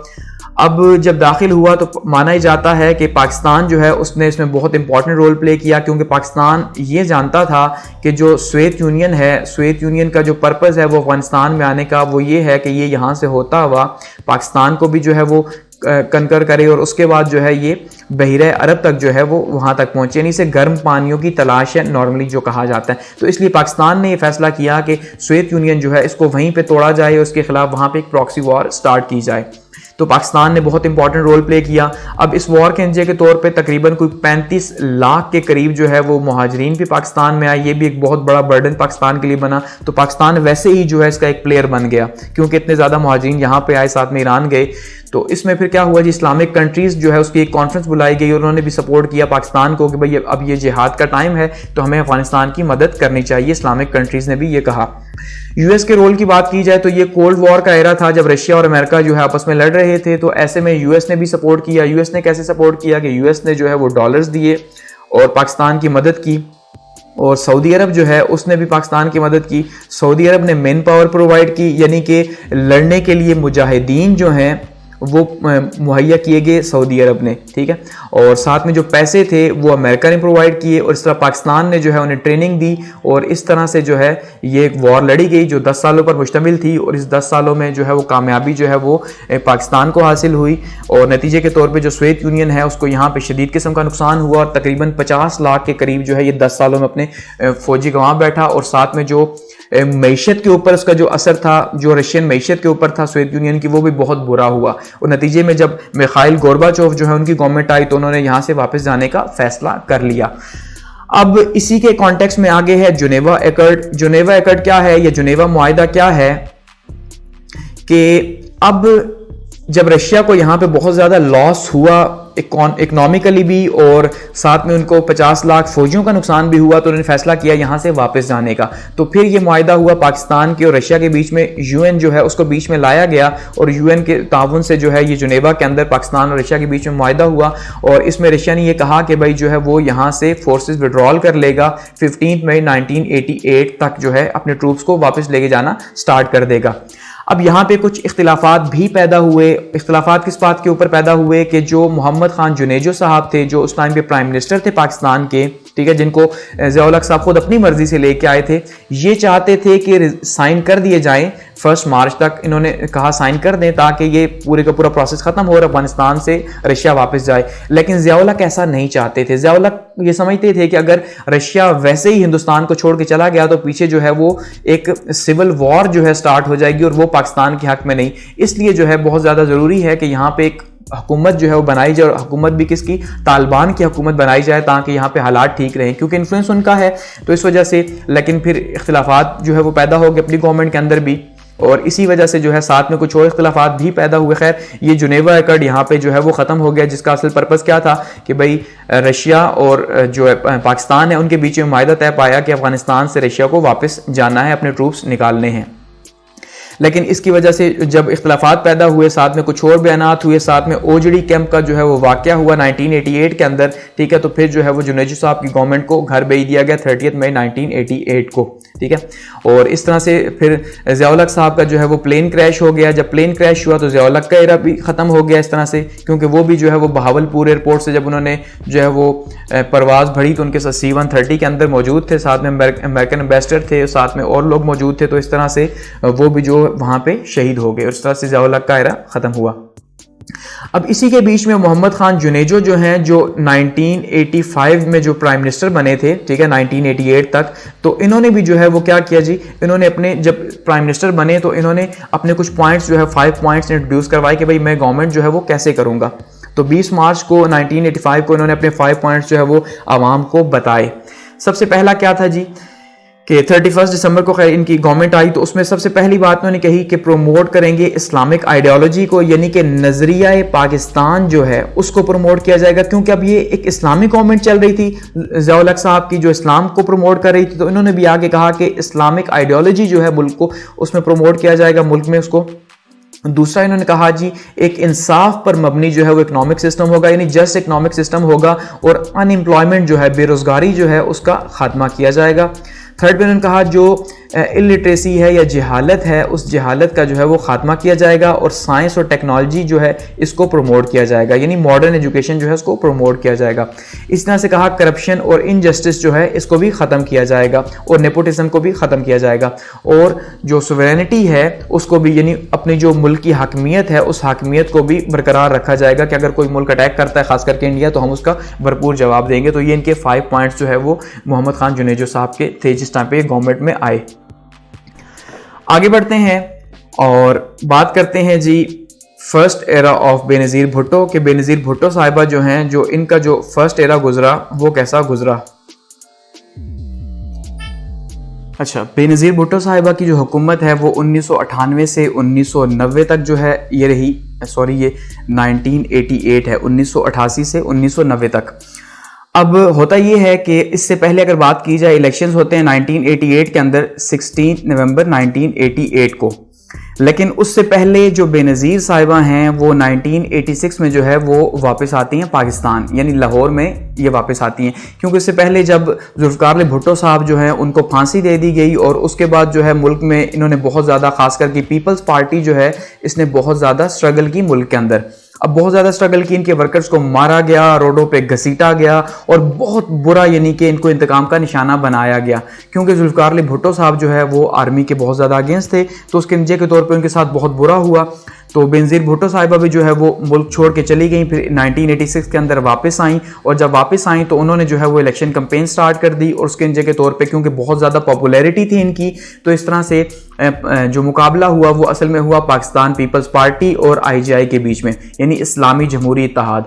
अब ये जो इस्लामी जमहूरी इत्तेहाद है, ये इसके अंदर नवाज शरीफ साहब इस टाइम पे शामिल थे, ये कंजर्वेटिव पार्टीज़ का या राइट विंग पार्टीज़ जो हैं उनका एक इत्तेहाद था, और दूसरी साइड पे पीपल्स पार्टी थी। बावजूद इसके कि ये सारी की सारी पॉलिटिकल पार्टीज शामिल थी, उन्होंने हर तरह का हरबा इस्तेमाल किया, इवन गैर इखलाकी हथकंडे जो है वो भी इस्तेमाल किए गए बेनज़ीर साहिबा के खिलाफ, और उनकी कैरेक्टर असैसिनेशन की गई, बहुत यानी कि बुरी तरह से उनको जो है ना उनकी पिक्चर्स फेंकी गई, सब कुछ किया गया, तो फिर भी जो है ये इलेक्शंस जीत गई, और इस तरह से ये फर्स्ट टाइम प्राइम मिनिस्टर बनी पाकिस्तान की। एक तो ये यंगेस्ट प्राइम मिनिस्टर बनी पाकिस्तान की, दूसरा मुस्लिम दुनिया के अंदर ये पहली जो है वो खातून जो है वो वज़ीर आज़म बनी, तो ये भी इनको एक यानी एजाज़ हासिल है। अब अगर बात की जाए चैलेंजेस की कि इनके जो चैलेंजेस थे वो क्या क्या थे इनके गवर्नमेंट में जब आई, तो सबसे पहली बात तो ये है कि ये आर्मी इनके बहुत ज़्यादा अगेंस्ट थी, एस्टेब्लिशमेंट जिसको नॉर्मली पाकिस्तान के अंदर कहा जाता है सुबह शाम, ठीक है, तो आर्मी बहुत ज़्यादा जो है इनके खिलाफ थी। क्यों थी? ऑब्वियसली आर्मी ने ही IJI बनाई थी यहाँ पे, और IJI जो है वो इसीलिए सामने आई थी ताकि वो मुकाबला कर सके पीपल्स पार्टी का, लेकिन वो मुकाबला नहीं कर सकी, और आर्मी की वैसे भी पिछले 10 सालों में हमने देखा पीपल्स पार्टी के साथ नहीं बनी, उन्हें मारा गया, उन्हें ज़दोकोप किया गया, तो एक तो इनके साथ ये इशू था। दूसरा प्रेसिडेंट साहब भी जो है वो आर्मी की तरफ से ही थे, तो उनको भी जो है ना उनकी सपोर्ट भी हासिल नहीं थी। तीसरा राइट विंग की जो पार्टीज थी उनके लिए ये बर्दाश्त करना बहुत ज़्यादा मुश्किल था, यानी इस्लामिक जो पार्टीज़ है ख़ास करके प्योरली उनका ये मानना बहुत मुश्किल था कि भाई वो ये माने कि खातून जो है वो मुल्क की वज़ीर आज़म बन बैठी है। इसी तरह से जो MQM के साथ इनके रिलेशंस थे वो भी अच्छे नहीं थे, क्योंकि ये दोनों एक ही सूबे के अंदर मौजूद थे, तो वहाँ पे भी रिलेशंस इनके अच्छे नहीं थे, और फॉरेन पॉलिसी के हवाले से भी इनको चैलेंजेस थे, ठीक है। अब बात की जाए इनके अचीवमेंट्स की या इनके जो वर्क्स थे उनकी बात की जाए कि इन्होंने किया क्या, तो उसमें सबसे इंपॉर्टेंट जो है वो सार्क की कॉन्फ्रेंस हुई 1988 के अंदर जो है, यानी 29 से 31 दिसंबर तक 1988 को ये सार्क की कॉन्फ्रेंस हुई इस्लामाबाद के अंदर। और इसमें जो है ये इनकी एक अचीवमेंट मान जाती है क्योंकि इन्होंने इंडिया के साथ जो रिलेशंस थे इस सार्क कॉन्फ्रेंस के मौके पर बहुत अच्छे कर लिए थे। यहाँ तक कि इनके ऊपर इल्ज़ाम भी लगा राजीव गांधी के साथ इनका अफेयर चला, यानी माना जाता है, और ये इनके ऊपर इल्ज़ाम लगाया गया। बाद में मोहतरमा ने खुद ये कहा कि इंडिया के साथ में रिलेशंस बहुत अच्छे हो रहे थे, लेकिन जो आईएसआई है उसने जो है वो इन रिलेशंस को ख़राब किया, और ये आईएसआई चाहती नहीं है कि पाकिस्तान के इंडिया के साथ रिलेशंस अच्छे हो। इन्होंने बाद में एक इंटरव्यू में ये कहा। तो उस टाइम पे इन्होंने एक एग्रीमेंट किया था इस सार्क कॉन्फ्रेंस के मौके पे कि not attacking on nuclear installations, कि भाई हम एक दूसरे के जहाँ पे न्यूक्लियर प्लांट्स वगैरह मौजूद है वहाँ पे जो है वो हमला नहीं करेंगे अगर हमारी वॉर भी होगी तो।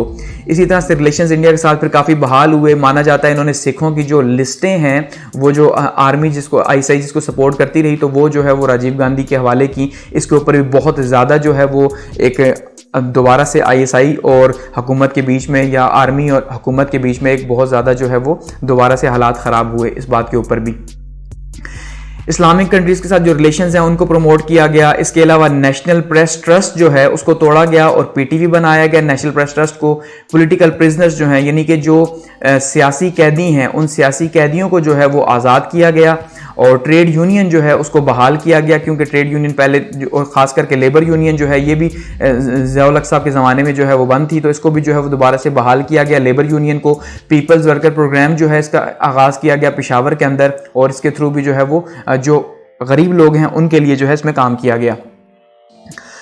अब अगर बात करें इनकी कंट्रोवर्सीज़ की कि इन्हें अपने फर्स्ट दौर के अंदर जो है वो किन किन कंट्रोवर्सीज़ का सामना करना पड़ा, किन किन तनाज़ात में ये झकड़ी रही, तो सबसे पहले उसमें सबसे बड़ा इशू एमक्यूएम था और कराची के हालात थे, क्योंकि कराची के हालात एमक्यूएम की वजह से वैसे ही ख़राब थे। जब से एमक्यूएम बनी थी तो एमक्यूएम की वजह से कराची के हालात ख़राब थे। ऊपर से फिर हुआ क्या कि एक ऑपरेशन हुआ पक्का किला का ऑपरेशन। अब ये 30 नवंबर 1988 को जो है ये पक्का किला का ऑपरेशन हुआ कि जिसमें कुछ लोग मोटरबाइक्स के ऊपर आए और उन्होंने पक्का किला में ये जो यहाँ पे मुहाजिरीन मौजूद थे तो इनके ऊपर ख़वातीन भी थी, बच्चे भी थी, इनके ऊपर फायरिंग की, और यहाँ पे जो है वो तकरीबन माना जाता है 400 लोग जो है वो यहाँ पे कत्ल किए गए। और इसका इल्ज़ाम पीपल्स पार्टी के ऊपर लगा, हुकूमत के ऊपर लगा। उसके नतीजे के तौर पर कराची में नेक्स्ट डे से जो है वो दंगा फसाद शुरू हो गया, वहाँ पर मारदाड़ शुरू हो गई, वहाँ पर हालात ख़राब हो गए। तो इस तरह से ये इनका बहुत ज़्यादा जो है आज तक इशू माना जाता है कि भाई इन्होंने कत्लेआम किया मुहाजिरीन का। उसके अलावा इनके खिलाफ एक साजिश हुई ऑपरेशन मिडनाइट जेकल या आधी रात का गीदड़। इसमें क्या हुआ कि जो आईएसआई थी उसकी एक फ़ोन कॉल जो है वो आईबी जो है उसने टैप की कि जिसमें एक कोशिश ये की जा रही थी कि बेनज़ीर साहिबा या पीपल्स पार्टी जो हैं इनके कुछ बंदे जो हैं वो ख़रीदे जाएं, और जब वोट ऑफ नो कॉन्फिडेंस जब इन्हें कहा जाए आप लें तो नतीजे के तौर पर जब वोट ऑफ नो कॉन्फिडेंस मिलेगा तो इनकी गवर्नमेंट चली जाएगी। यानी कि आईएसआई को या आर्मी को किसी भी सूरत इनकी गवर्नमेंट जो है वो अफोर्ड नहीं थी, इंडियन रिलेशंस की वजह से भी, ठीक है, और साथ में इसलिए भी क्योंकि ये कभी भी जो है वो आर्मी के हक में नहीं रहे। यानी कि राइट विंग जो था वो उसी तरह से प्रॉब्लम्स क्रिएट कर रहा था, और गुलाम शाह खान साहब जो थे सदर साहब वो भी जो है इस क्योंकि ऑपरेशन मिडनाइट जेकल का हिस्सा रहे हैं इस वजह से वो भी बहुत ज़्यादा अगेंस्ट थे। तो नतीजे के तौर पे उन्होंने क्या किया जी, अपनी पावर्स यूज़ की 58(2)B की, जो कि उस टाइम पे सदर के पास इख्तियारात थे, और कहा कि हुकूमत ने करप्शन की है, मिस यूज़ ऑफ पावर किया है, और जो जमहूरी कदरें हैं, ठीक है, उन जमहूरी कदरों का जो है उनसे इनराफ किया है, इसलिए इनकी गवर्नमेंट को जो है वो डिसमिस कर दिया गया, बेनज़ीर भुट्टो साहिबा की फर्स्ट गवर्नमेंट को, ठीक है, इन कंट्रोवर्सीज़ की वजह से। तो इनकी हुकूमत को घर भेज दिया गया। गो कि करप्शन मौजूद थी, लेकिन उसके बावजूद जो है बहुत सी चीज़ें ऐसी थीं जो अच्छी भी थीं, लेकिन उनको फिर जो है वो रिप्लेस कर दिया गया। आगे बढ़ते हैं, बात करते हैं नवाज शरीफ साहब के फर्स्ट एरा की। अब बेनज़ीर साहिबा का एरा 1990 के अंदर एंड हुआ तो इलेक्शंस हुए। जब इलेक्शंस हुए तो इलेक्शंस के नतीजे के तौर पे जो है वो नवाज शरीफ साहब जीते, यानी आईएसआई जीती, तो नवाज शरीफ जो है वो प्राइम मिनिस्टर बने फर्स्ट टाइम मुल्क के। इससे पहले ये 1985 से 1990 तक पंजाब के चीफ मिनिस्टर रह चुके थे। तो इनकी जब गवर्नमेंट बनी तो क्योंकि ये आर्मी के बिहाफ पे आए थे, ठीक है, और आर्मी की इनको सपोर्ट हासिल थी या एस्टेब्लिशमेंट की सपोर्ट हासिल थी, तो इसलिए इनको ये प्रॉब्लम नहीं था। लेकिन फिर क्या हुआ कि इनकी अगर बात की जाए पॉलिसीज़ के हवाले से तो इकोनॉमिक पॉलिसीज़ में प्राइवेटाइजेशन को इन्होंने इंट्रोड्यूस करवाया, ठीक है, और 22 जनवरी को इन्होंने अनाउंस किया प्राइवेटाइजेशन को कि जितने भी इदारे जो कौमी तहवील में और जो खसारे में या नुकसान में जा रहे हैं उनको क्या करना था, उनको प्राइवेट करना था, ताकि वो मुल्क के मफाद में बेहतर हो सके।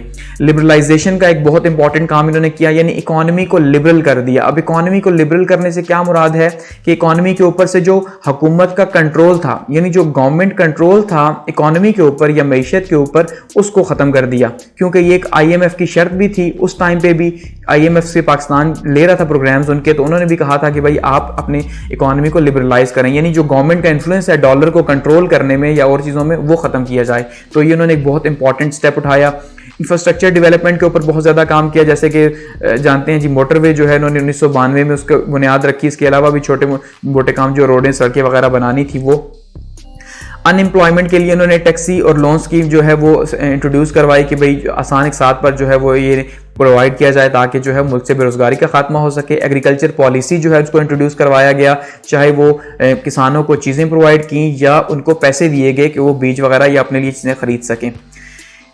अच्छा, इंफ्रास्ट्रक्चर डेवलपमेंट हो गया। मजीद इनके जो काम थे अगर उनकी बात की जाए तो लोन स्कीम इन्होंने जो है वो इंट्रोड्यूस करवाई 3 तरह की, जिसमें 50,000, 1.5 लाख और 3 लाख जो है ये 3 तरह की इस तरह की वो लोन स्कीम्स इंट्रोड्यूस करवाई गई। लेबर पॉलिसी इंट्रोड्यूस करवाई, स्केल 1 से लेके स्केल 16 तक जो है वो एडहॉक अलाउंस जो है वो दिया गया गवर्नमेंट या जो सेमी गवर्नमेंट के इदारे थे उनमें जो एम्प्लॉयज़ थे उनको। अच्छा, NFC अवार्ड जो है ये इसको जो है इसका साइन किया गया, यानी कि नेशनल फाइनेंस कमीशन सूबों के बीच में जो पैसों की तकसीम थी ये उसमें जो है बहुत ज़्यादा इंपॉर्टेंट थी। इससे पहले इसके ऊपर झगड़ा होता था, लेकिन नेशनल फाइनेंस कमीशन के अंदर जो है वो हर सूबे का हिस्सा बता दिया गया कि भाई 4 सूबे हैं तो इनका ये हिस्सा है। इसी तरह से इंडस रिवर सिस्टम अथॉरिटी जो है ये कायम की गई, यानी कि सूबों का पानी के ऊपर भी झगड़ा होता था कि सिंध कहता पंजाब ज़्यादा ले लेता है, पंजाब कहता सिंध ज़्यादा ले लेता है। तो उसमें उन्होंने क्या किया जी, एक अथॉरिटी बना दी कि ये तय करेगी कि किस सूबे को कितना पानी चाहिए और उतना ही मिलेगा।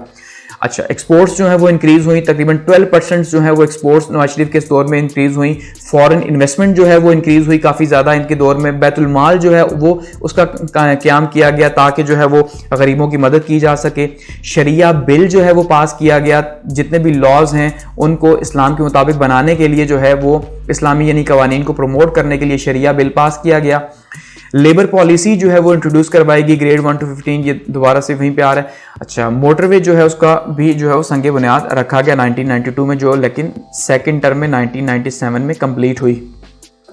ड्रॉबैक्स की बात करें तो क्या क्या ड्रॉबैक्स रहे उसमें, एक तो प्रेसिडेंट के साथ जो रिलेशंस थे वो ज़्यादा बेहतर नहीं हो सके नवाज शरीफ साहब के।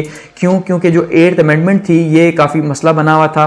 8th अमेंडमेंट की जो पावर थी वो सदर के पास थी और सदर साहब इसे प्राइम मिनिस्टर को देना नहीं चाहते थे, इस वजह से। दूसरा, करप्शन जो है इनके दौर में बहुत ज़्यादा हुई नवाज शरीफ साहब के, क्योंकि माना जाता है जितने भी इन्होंने ठेके दिए या जितनी भी प्राइवेटाइजेशन की पॉलिसी रही इसमें हर जगह पे बहुत ज़्यादा करप्शन हुई और इन्होंने खुद ही थर्ड पार्टी बन के जो है इन चीज़ों को या निदारों को खरीदा या जितने भी ठेके थे उनको लिया, तो ये के ऊपर इल्ज़ाम है।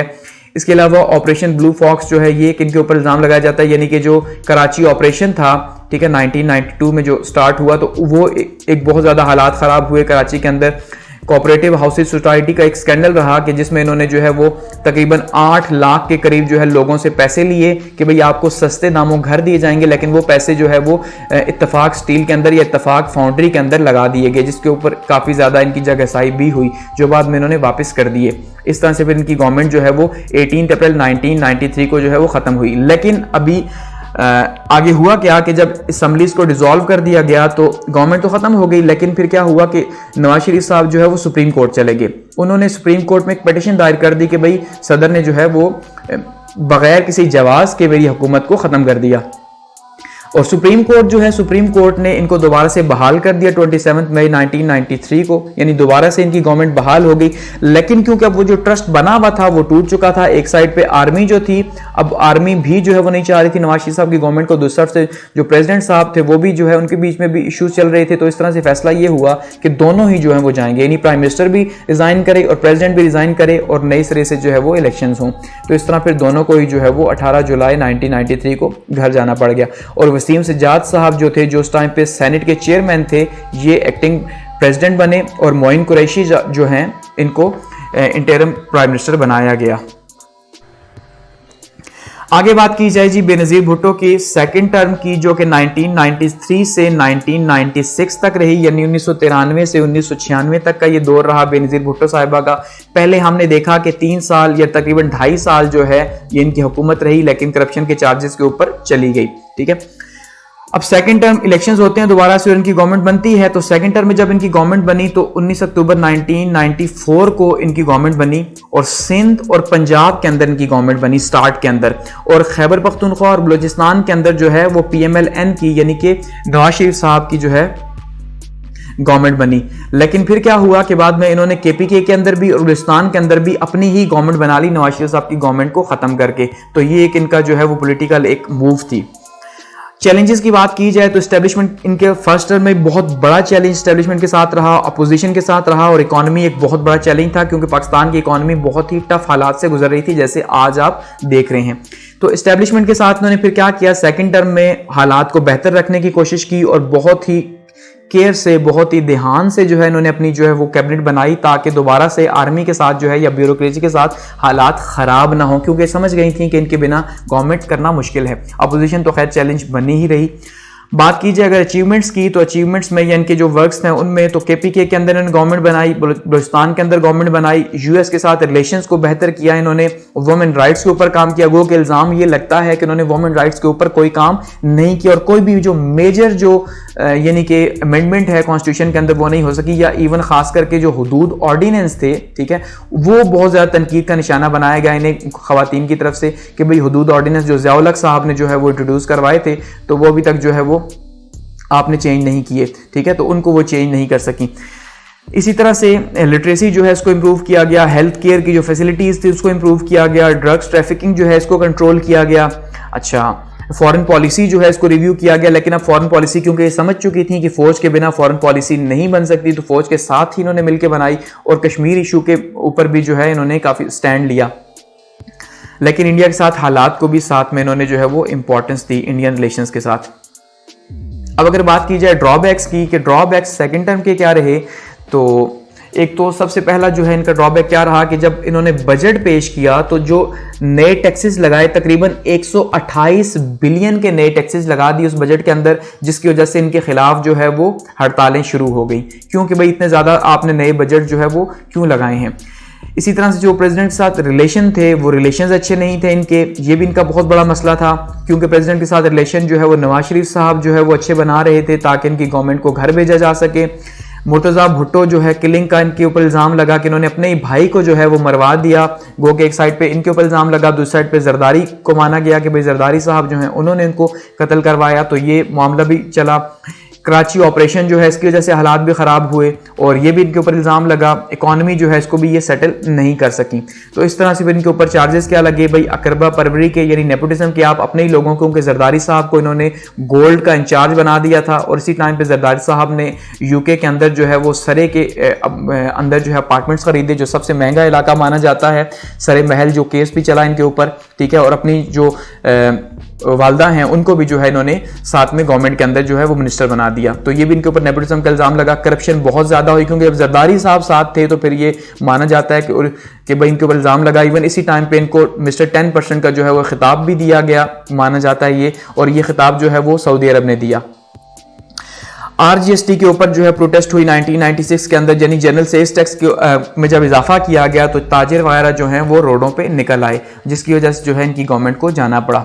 और अपॉइंटमेंट्स ऑफ जजेस जो है इसके ऊपर भी जो है इनका बहुत ज़्यादा मसला जो है फारूक लगारी साहब के साथ चल रहा था, जिसकी वजह से फिर उन्होंने क्या किया जी, 5 नवंबर 1996 को इनकी गवर्नमेंट को भी घर भेज दिया इन्हीं चार्जेस के ऊपर। और बेनज़ीर जो है सुप्रीम कोर्ट गई कि शायद नवाज शरीफ साहब की तरह कोई इन्हें भी फेवर मिले, लेकिन सुप्रीम कोर्ट ने कोई फेवर नहीं दिया और नए इलेक्शंस जो है वो अनाउंस हो गए।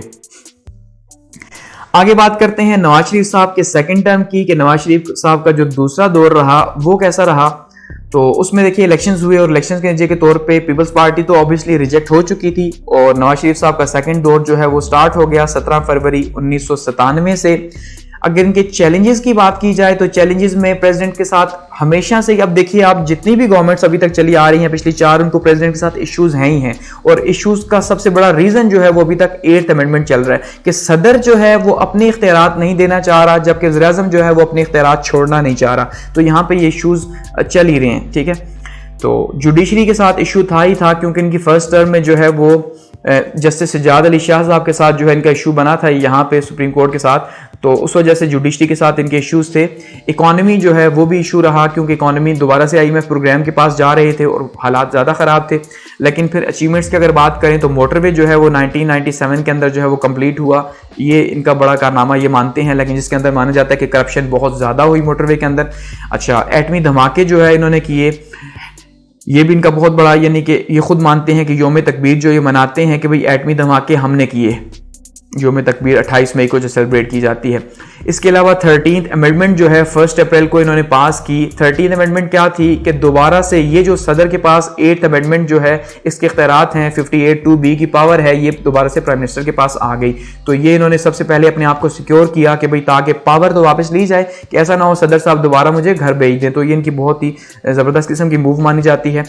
फिर 14th अमेंडमेंट जो है पास हुई। 14th अमेंडमेंट फ्लोर क्रॉसिंग थी, ये भी एक बहुत ज़बरदस्त किस्म की थी। अब देखिए उन्होंने खुद को सिक्योर कैसे किया कि सबसे बड़ा मसला ये होता है प्राइम मिनिस्टर को कि सदर जो है उसे घर भेज देता है, तो सदर से पावर वापस ले ली गई। दूसरा फ्लोर क्रॉसिंग होती है कि वो जो ऑपरेशन मिडनाइट जैकल हमने देखा था बेनजीर के खिलाफ हुआ, कि वोट ऑफ नो कॉन्फिडेंस के लोग अपनी पार्टी के छोड़ के दूसरी पार्टी को ज्वाइन कर लेते हैं, तो ये मना किया गया कि भैया फ्लोर क्रॉसिंग नहीं हो सकती। और इसके ऊपर 18 अमेंडमेंट के ऊपर जो अपोजिशन थी यानी पीपल्स पार्टी जो थी वो सुप्रीम कोर्ट चली गई, और सुप्रीम कोर्ट में जस्टिस सज्जाद अली शाह जो हैं उन्होंने इसके खिलाफ यानी पीपल्स पार्टी को सपोर्ट किया, क्योंकि उनकी नवाज शरीफ के साथ पहले ही नहीं बन रही थी। तो नतीजे के तौर पे क्या हुआ कि फिर सुप्रीम कोर्ट के ऊपर हमला हो गया। नवाज शरीफ साहब के जो जितने भी वर्कर्स थे उन्होंने सुप्रीम कोर्ट के ऊपर हमला कर दिया, और फिर सुप्रीम कोर्ट के इवन जजेस जो हैं उन्होंने ही कह दिया कि जो जस्टिस सज्जाद अली शाह साहब इनके अपॉइंटमेंट जो है वो गैर कानूनी, और इस तरह अजमल मियाँ को जो है वो नया चीफ जस्टिस बनाया गया। तो ये भी बड़ी कंट्रोवर्सी इनकी रही। और मोहम्मद रफ़ी तारड़ साहब जो हैं इनको प्रेसिडेंट बना दिया, इन्होंने अपना प्रेसिडेंट बनाया कि भाई अब ये जो है उनके लिए ज़्यादा मुश्किलात क्रिएट ना करें। उसके बाद जो है वो न्यूक्लियर टेस्ट हुए 11 और 13 मई को जो है वो 1998 को इंडिया ने जो है वो न्यूक्लियर टेस्ट किए, और इस तरह से 28 मई 1998 को पाकिस्तान ने उसके जवाब में जो है वो न्यूक्लियर टेस्ट किया। और इसका सारे का सारा क्रेडिट नवाज शरीफ साहब लेते हैं कि भाई उन्होंने जो है एटम बम तो कब से बना हुआ था, लेकिन किसी गवर्नमेंट में इतनी जरूरत नहीं हो रही थी कि वो जो है वो एटमी धमाके कर सके, क्योंकि इंटरनेशनल सैंक्शंस जो थी उनकी बहुत ज़्यादा खतरा था। लेकिन इसके बावजूद इंटरनेशनल सैंक्शंस लगी तो खैर उन्होंने एटमी धमाके कर दिए, और इसमें पब्लिक में भी इनकी बहुत ज़्यादा यानी जो आवाम में बड़ी वाह भी हुई इनकी।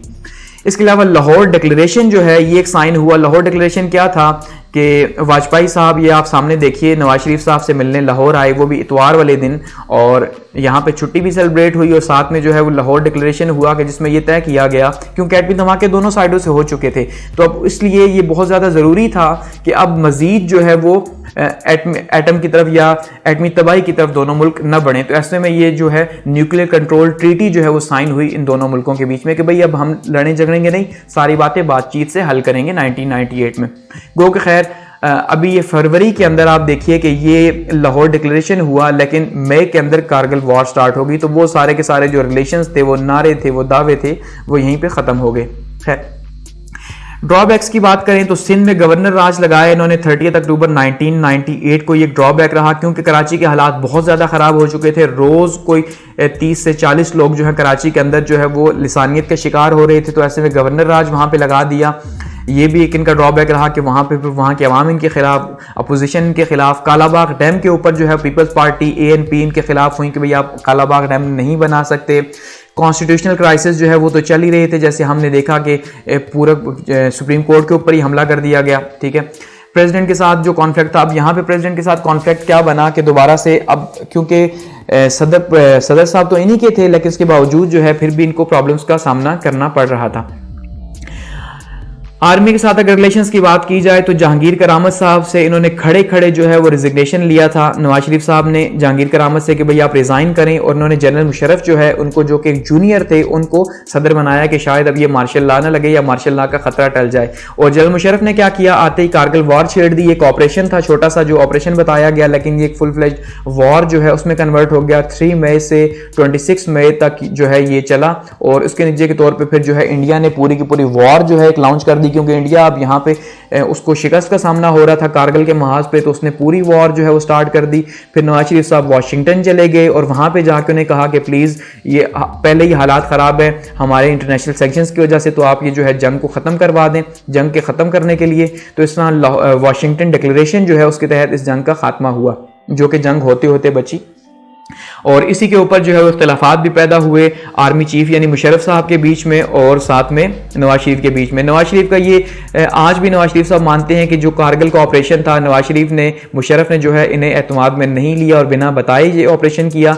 मुशर्रफ साहब ये मानते हैं कि हम ये वॉर जीत चुके थे, कश्मीर आज़ाद करवा लेते, लेकिन नवाज शरीफ साहब ने वैसे ही जो है वाशिंगटन डिक्लेरेशन करवाया और हमारी बेइज्जती करवाई। खैर फिर क्या हुआ कि मार्शल लॉ जो है वो लग गया 12 अक्टूबर 1999 को, क्योंकि जब मुशर्रफ साहब को चेंज किया गया ज़ियाउद्दीन भट्ट साहब के साथ, और वो अभी श्रीलंका के दौरे पे थे, ठीक है, अभी उनके जहाज़ को यहाँ लैंड करने से रोक दिया गया। तो ऐसे में वो पहले से मुशर्रफ जानते थे कि ऐसा ही होगा, तो उन्होंने पहले से तैयारी की भी थी, और 111 ब्रिगेड जो है वो यहाँ पहुंची और उसने जो है वो सबको अरेस्ट कर लिया, और इस तरह से मार्शल लॉ के एक नए दौर का आगाज़ हुआ और नवाज शरीफ साहब को जेल भेज दिया गया। बात करते हैं जी जनरल मुशर्रफ के एरा की, जो 1999 से 2007 तक है। जनरल मुशर्रफ साहब जो है इनके दौर के अंदर जो है वो क्या क्या इंपॉर्टेंट जो है वो काम हुए।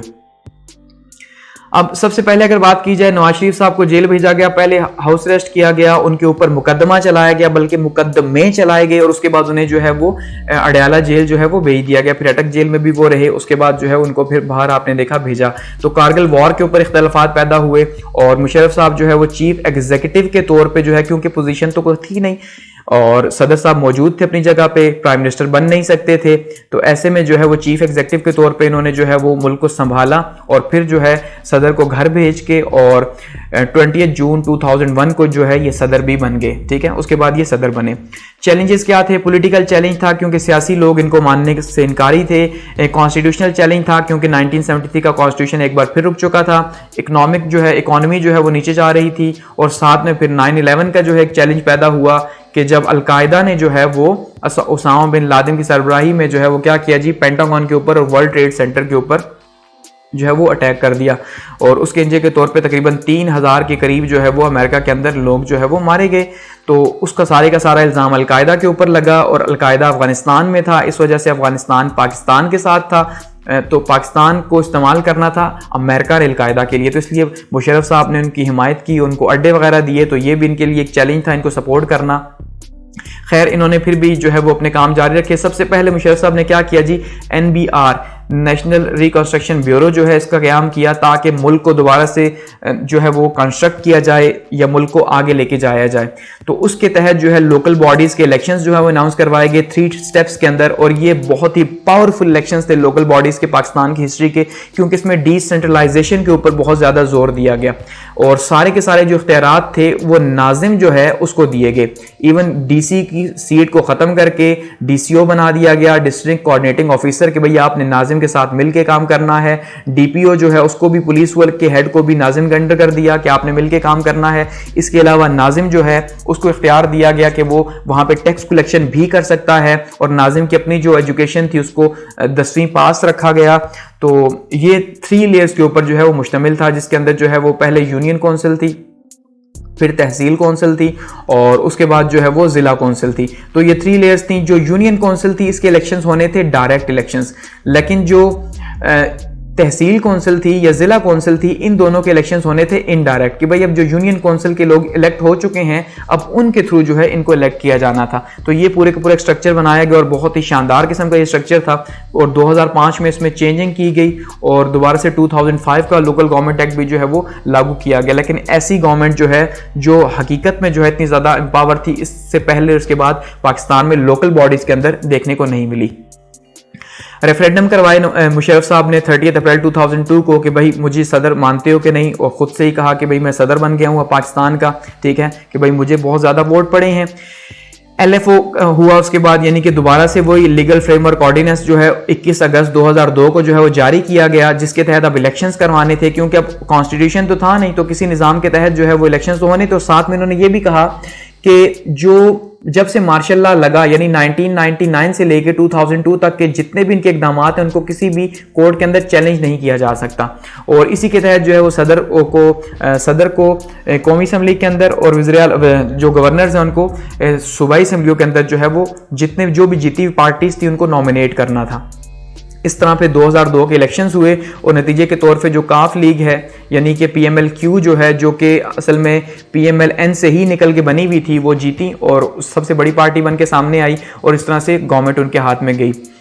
और इकोनॉमिक पॉलिसी क्या रही, इंडस्ट्रियलाइजेशन बहुत ज़्यादा इनके दौर में हुई, इंडस्ट्रियलाइजेशन के ऊपर बहुत ज़्यादा जोर दिया गया। सबसे ज़्यादा ग्रोथ जो इंडस्ट्रीज़ के अंदर हुई वो अयूब खान साहब के ज़माने में हुई, ठीक है, और दूसरे नंबर पे जो सबसे ज़्यादा ग्रोथ हुई वो मुशर्रफ साहब के ज़माने में हुई, इंडस्ट्रीज़ के अंदर जो ग्रोथ हुई तो ये काफ़ी ज़्यादा हुई। इवन GDP जो है वो 6.8 पे जो है वो पाकिस्तान का पहुंचा, मुशर्रफ साहब के ज़माने में तो काफ़ी तेज़ ग्रोथ थी। प्राइवेटाइजेशन की पॉलिसी को इंट्रोड्यूस करवाया गया ताकि प्राइवेट सेक्टर आगे आ सके, बिल्कुल वैसे ही जैसे कि अयूब खान साहब ने करवाया था या नवाज शरीफ साहब इससे पहले करवा चुके थे। और 9/11 के ऊपर फॉरेन पॉलिसी जो है वो पाकिस्तान की चेंज हुई कि पाकिस्तान ने अमेरिका को सपोर्ट किया या अमेरिका की जंग को सपोर्ट किया, जिसके ऊपर ने बहुत ज़्यादा तनकीद का निशाना बनाया गया। आज भी जैसे इमरान खान साहब कहते हैं कि हमें अमेरिका की वॉर में शामिल नहीं होना चाहिए था, ठीक है। और उसके बाद शौकत अजीज साहब जो है वो जब पाकिस्तान के प्राइम मिनिस्टर बने, ठीक है, तो उसके बाद मुल्क जो है वो काफ़ी तेज़ से उसने भी ग्रोथ की, क्योंकि शौकत अजीज साहब एक बैंकर थे तो उन्होंने अपना एक्सपीरियंस जो है वो यूज़ किया।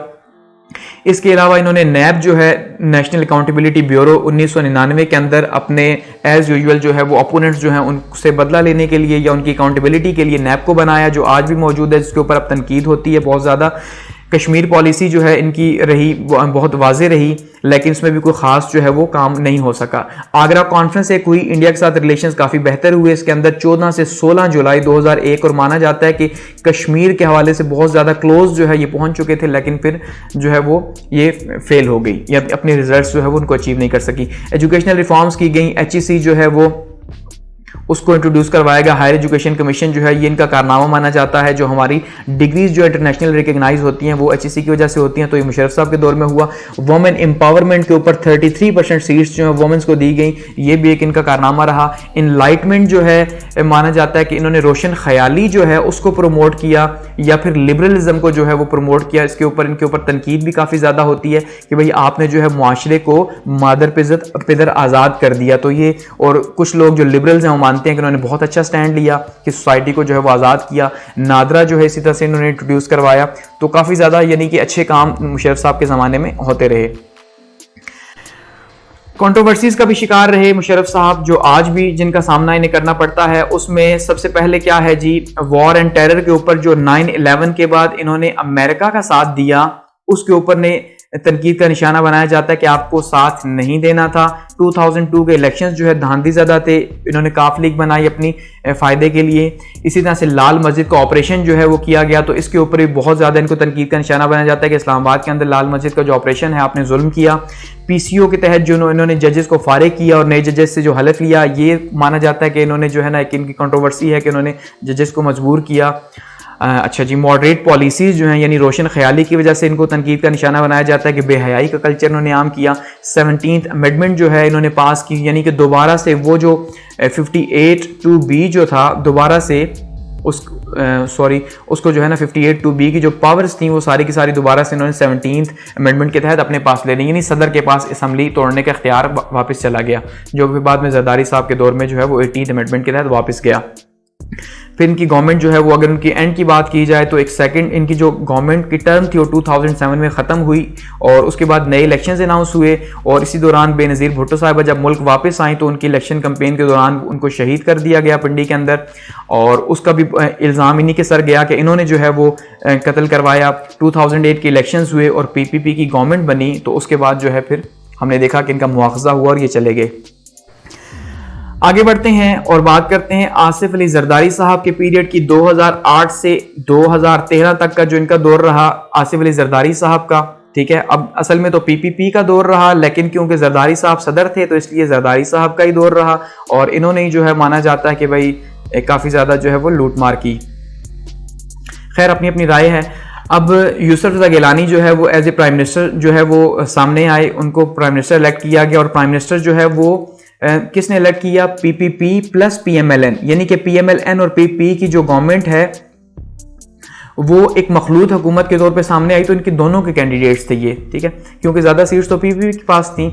उसके बाद जी इन्होंने फिर एक इम्पीचमेंट का एक सिलसिला शुरू किया मुशर्रफ साहब की कि भाई उनको जो है मुशर्रफ साहब का मुआवजा होगा, तो मुशर्रफ साहब जो है उन्होंने फिर रिज़ाइन कर दिया, उनकी जगह आसिफ अली जरदारी जो है वो प्रेसिडेंट के लिए इलेक्ट हुए और प्रेसिडेंट बन गए मुल्क के। और जो इनकी कैबिनेट थी, यानी कि जो यूसुफ रज़ा गिलानी साहब की कैबिनेट थी, वो एक मखलूत कैबिनेट रही तकरीबन 1.5 साल तक। उसके बाद जो है वो नवाज शरीफ साहब जो हैं वो उससे अलग हो गए, जुदा हो गए कि भाई आप हमारी बातें नहीं मान रहे, आप जुडिशरी को बहाल नहीं कर रहे, तो ये इनके ऊपर कुछ इल्ज़ामात लगे।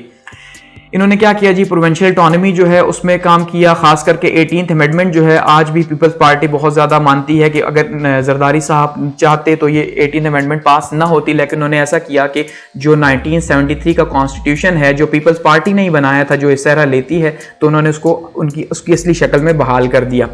अच्छा, वाटर मैनेजमेंट के ऊपर, डैम्स के ऊपर उन्होंने काफ़ी ज़्यादा काम किया, लेकिन हुआ कुछ भी नहीं, गो कि इनकी प्रायोरिटीज़ में शामिल ज़रूर रहा।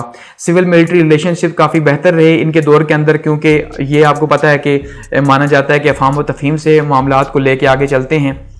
क्राइसिस का सामना करना पड़ा कौन कौन से, उसमें एक तो कुल्लियन जो है नवाज शरीफ साहब जो है वो 1.5 साल बाद ही जब दूर हुए इनसे, जब यानी पीएमएलएन जो है दूर हो गई, तो उसके बाद उसने मूवमेंट स्टार्ट कर दी, हुकूमत के खिलाफ बोलना स्टार्ट कर दिया, ये काफ़ी ज़्यादा प्रॉब्लम हुआ। एनर्जी क्राइसिस बहुत ज़्यादा थे, 6 से 8 घंटे इवन 10 घंटे जो है वो लोड शेडिंग डेली की बुनियादों पर हो रही थी, तो ये बहुत ज़्यादा इस एनर्जी क्राइसिस ने इनकी गवर्नमेंट को नुकसान पहुँचाया। अच्छा, लॉन्ग मार्च हुआ, लॉन्ग मार्च नवाज शरीफ साहब ने किया वकीलों के साथ मिलके, इफ्तिखार चौधरी जो थे उनको बहाल करने के लिए एक की धमकी दी गई और एक लॉन्ग मार्च हुआ, ठीक है। और इसी तरह से जुडिशरी को फिर रिस्टोर किया गया इनके दौर में, ये खुद क्रेडिट लेते हैं, जबकि नवाज शरीफ साहब कहते हैं उनके लॉन्ग मार्च की वजह से हुआ।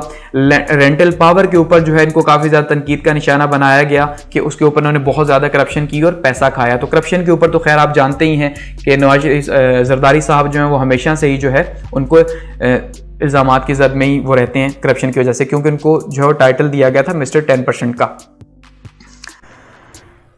आगे बात करते हैं जी नवाज शरीफ साहब के थर्ड टर्म की, 2013 से 2018 की, कि नवाज शरीफ साहब जो हैं वो उन्होंने जो है वो थर्ड टर्म में आए तो क्या क्या किया। तो 2013 के जनरल इलेक्शंस हुए, उसमें पीपल्स पार्टी और पीएमएलएन और पीटीआई जो है 3 बड़ी पार्टीज जो है वो सामने आई और तीनों ही जो है कहीं ना कहीं अपनी सीट जो है वो सिक्योर करने में कामयाब रही। पीएमएलक्यू जो है उसकी जो गवर्नमेंट बनी, पीएमएलएन की सॉरी, तो ये गवर्नमेंट बनी जो है वो सेंटर के अंदर और पंजाब के अंदर यानी नवाज शरीफ साहब की गवर्नमेंट बनी, सिंध के अंदर पीपल्स पार्टी गवर्नमेंट बनी और खैबर पख्तूनख्वा में जो है वो इमरान खान साहब की या पीटीआई की गवर्नमेंट बनी। तो काफ़ी ज़्यादा मुश्किल रहा इनके लिए, क्योंकि इनको एब्सोल्यूट मेजॉरिटी नहीं मिली। फिर भी पीटीआई ने क्या किया जी, इलेक्शन रिगिंग के ऊपर पूरी की पूरी कंपेन स्टार्ट कर दी इलेक्शंस के फौरन बाद ही कि भाई धांधली हुई है, और उन्होंने कहा 4 हल्के खोल दो। नवाज शरीफ साहब ने 4 हल्के नहीं खोले, नतीजे के तौर पे लॉन्ग मार्च हुआ और फिर ये पूरे का पूरा एक जो है प्रोटेस्ट बिल्ड हुई है जो तकरीबन 3 साल तक चलती रही इनके दौर में। ऑपरेशन ज़र्ब-ए-अज़्ब जो है स्टार्ट हुआ इनके दौर में, यानी कि जो एजेंसीज है यहाँ पे और अफगानिस्तान के बॉर्डर के ऊपर जितने भी तालिबान थे उनके खिलाफ जो है ये ऑपरेशन स्टार्ट किया गया आर्मी की तरफ से। ड्रोन अटैक्स जो है इनके दौर में होते रहे, इसके ऊपर भी इमरान खान साहब ने बहुत ज़्यादा तनकीद का निशाना इन्हें बनाया और ड्रोन अटैक्स के ऊपर जो है वो काफ़ी ज़्यादा धरने भी इनको सामना करना पड़ा इमरान खान साहब की तरफ से। इकनॉमिक कंडीशंस जो है मुल्क की ज़्यादा बेहतर नहीं थी, उसके ऊपर भी करप्शन के इल्ज़ामात इनके ऊपर लगते रहे। इंफ्रास्ट्रक्चर डेवलपमेंट या सीपैक के हवाले से जो इनका प्रोजेक्ट थे उनको आगे लेके चले, तो ये काफ़ी ज़्यादा जो है मुस्बत जो है मूव रही।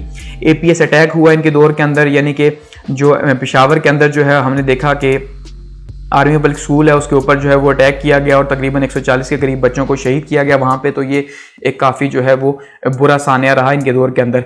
पानामा लीक्स हुई, उसके बाद फिर हमने देखा पानामा लीक्स की वजह से जो है वो सुप्रीम कोर्ट ने जो है वो एक हेयरिंग चलाई नवाज शरीफ के खिलाफ और नवाज शरीफ साहब को जो है अपनी प्रॉपर्टीज़ का जवाब देना था, ये नहीं दे सके और इस तरह से इनको डिसमिस कर दिया गया। और फिर जो है 1 साल के लिए तकरीबन शाहिद खाकान अब्बासी जो हैं वो प्राइम मिनिस्टर रहे मुल्क के। और फिर इस तरह जो है वो 2008 मई के अंदर 18 के अंदर नए इलेक्शन जो है वो अनाउंस हो गए।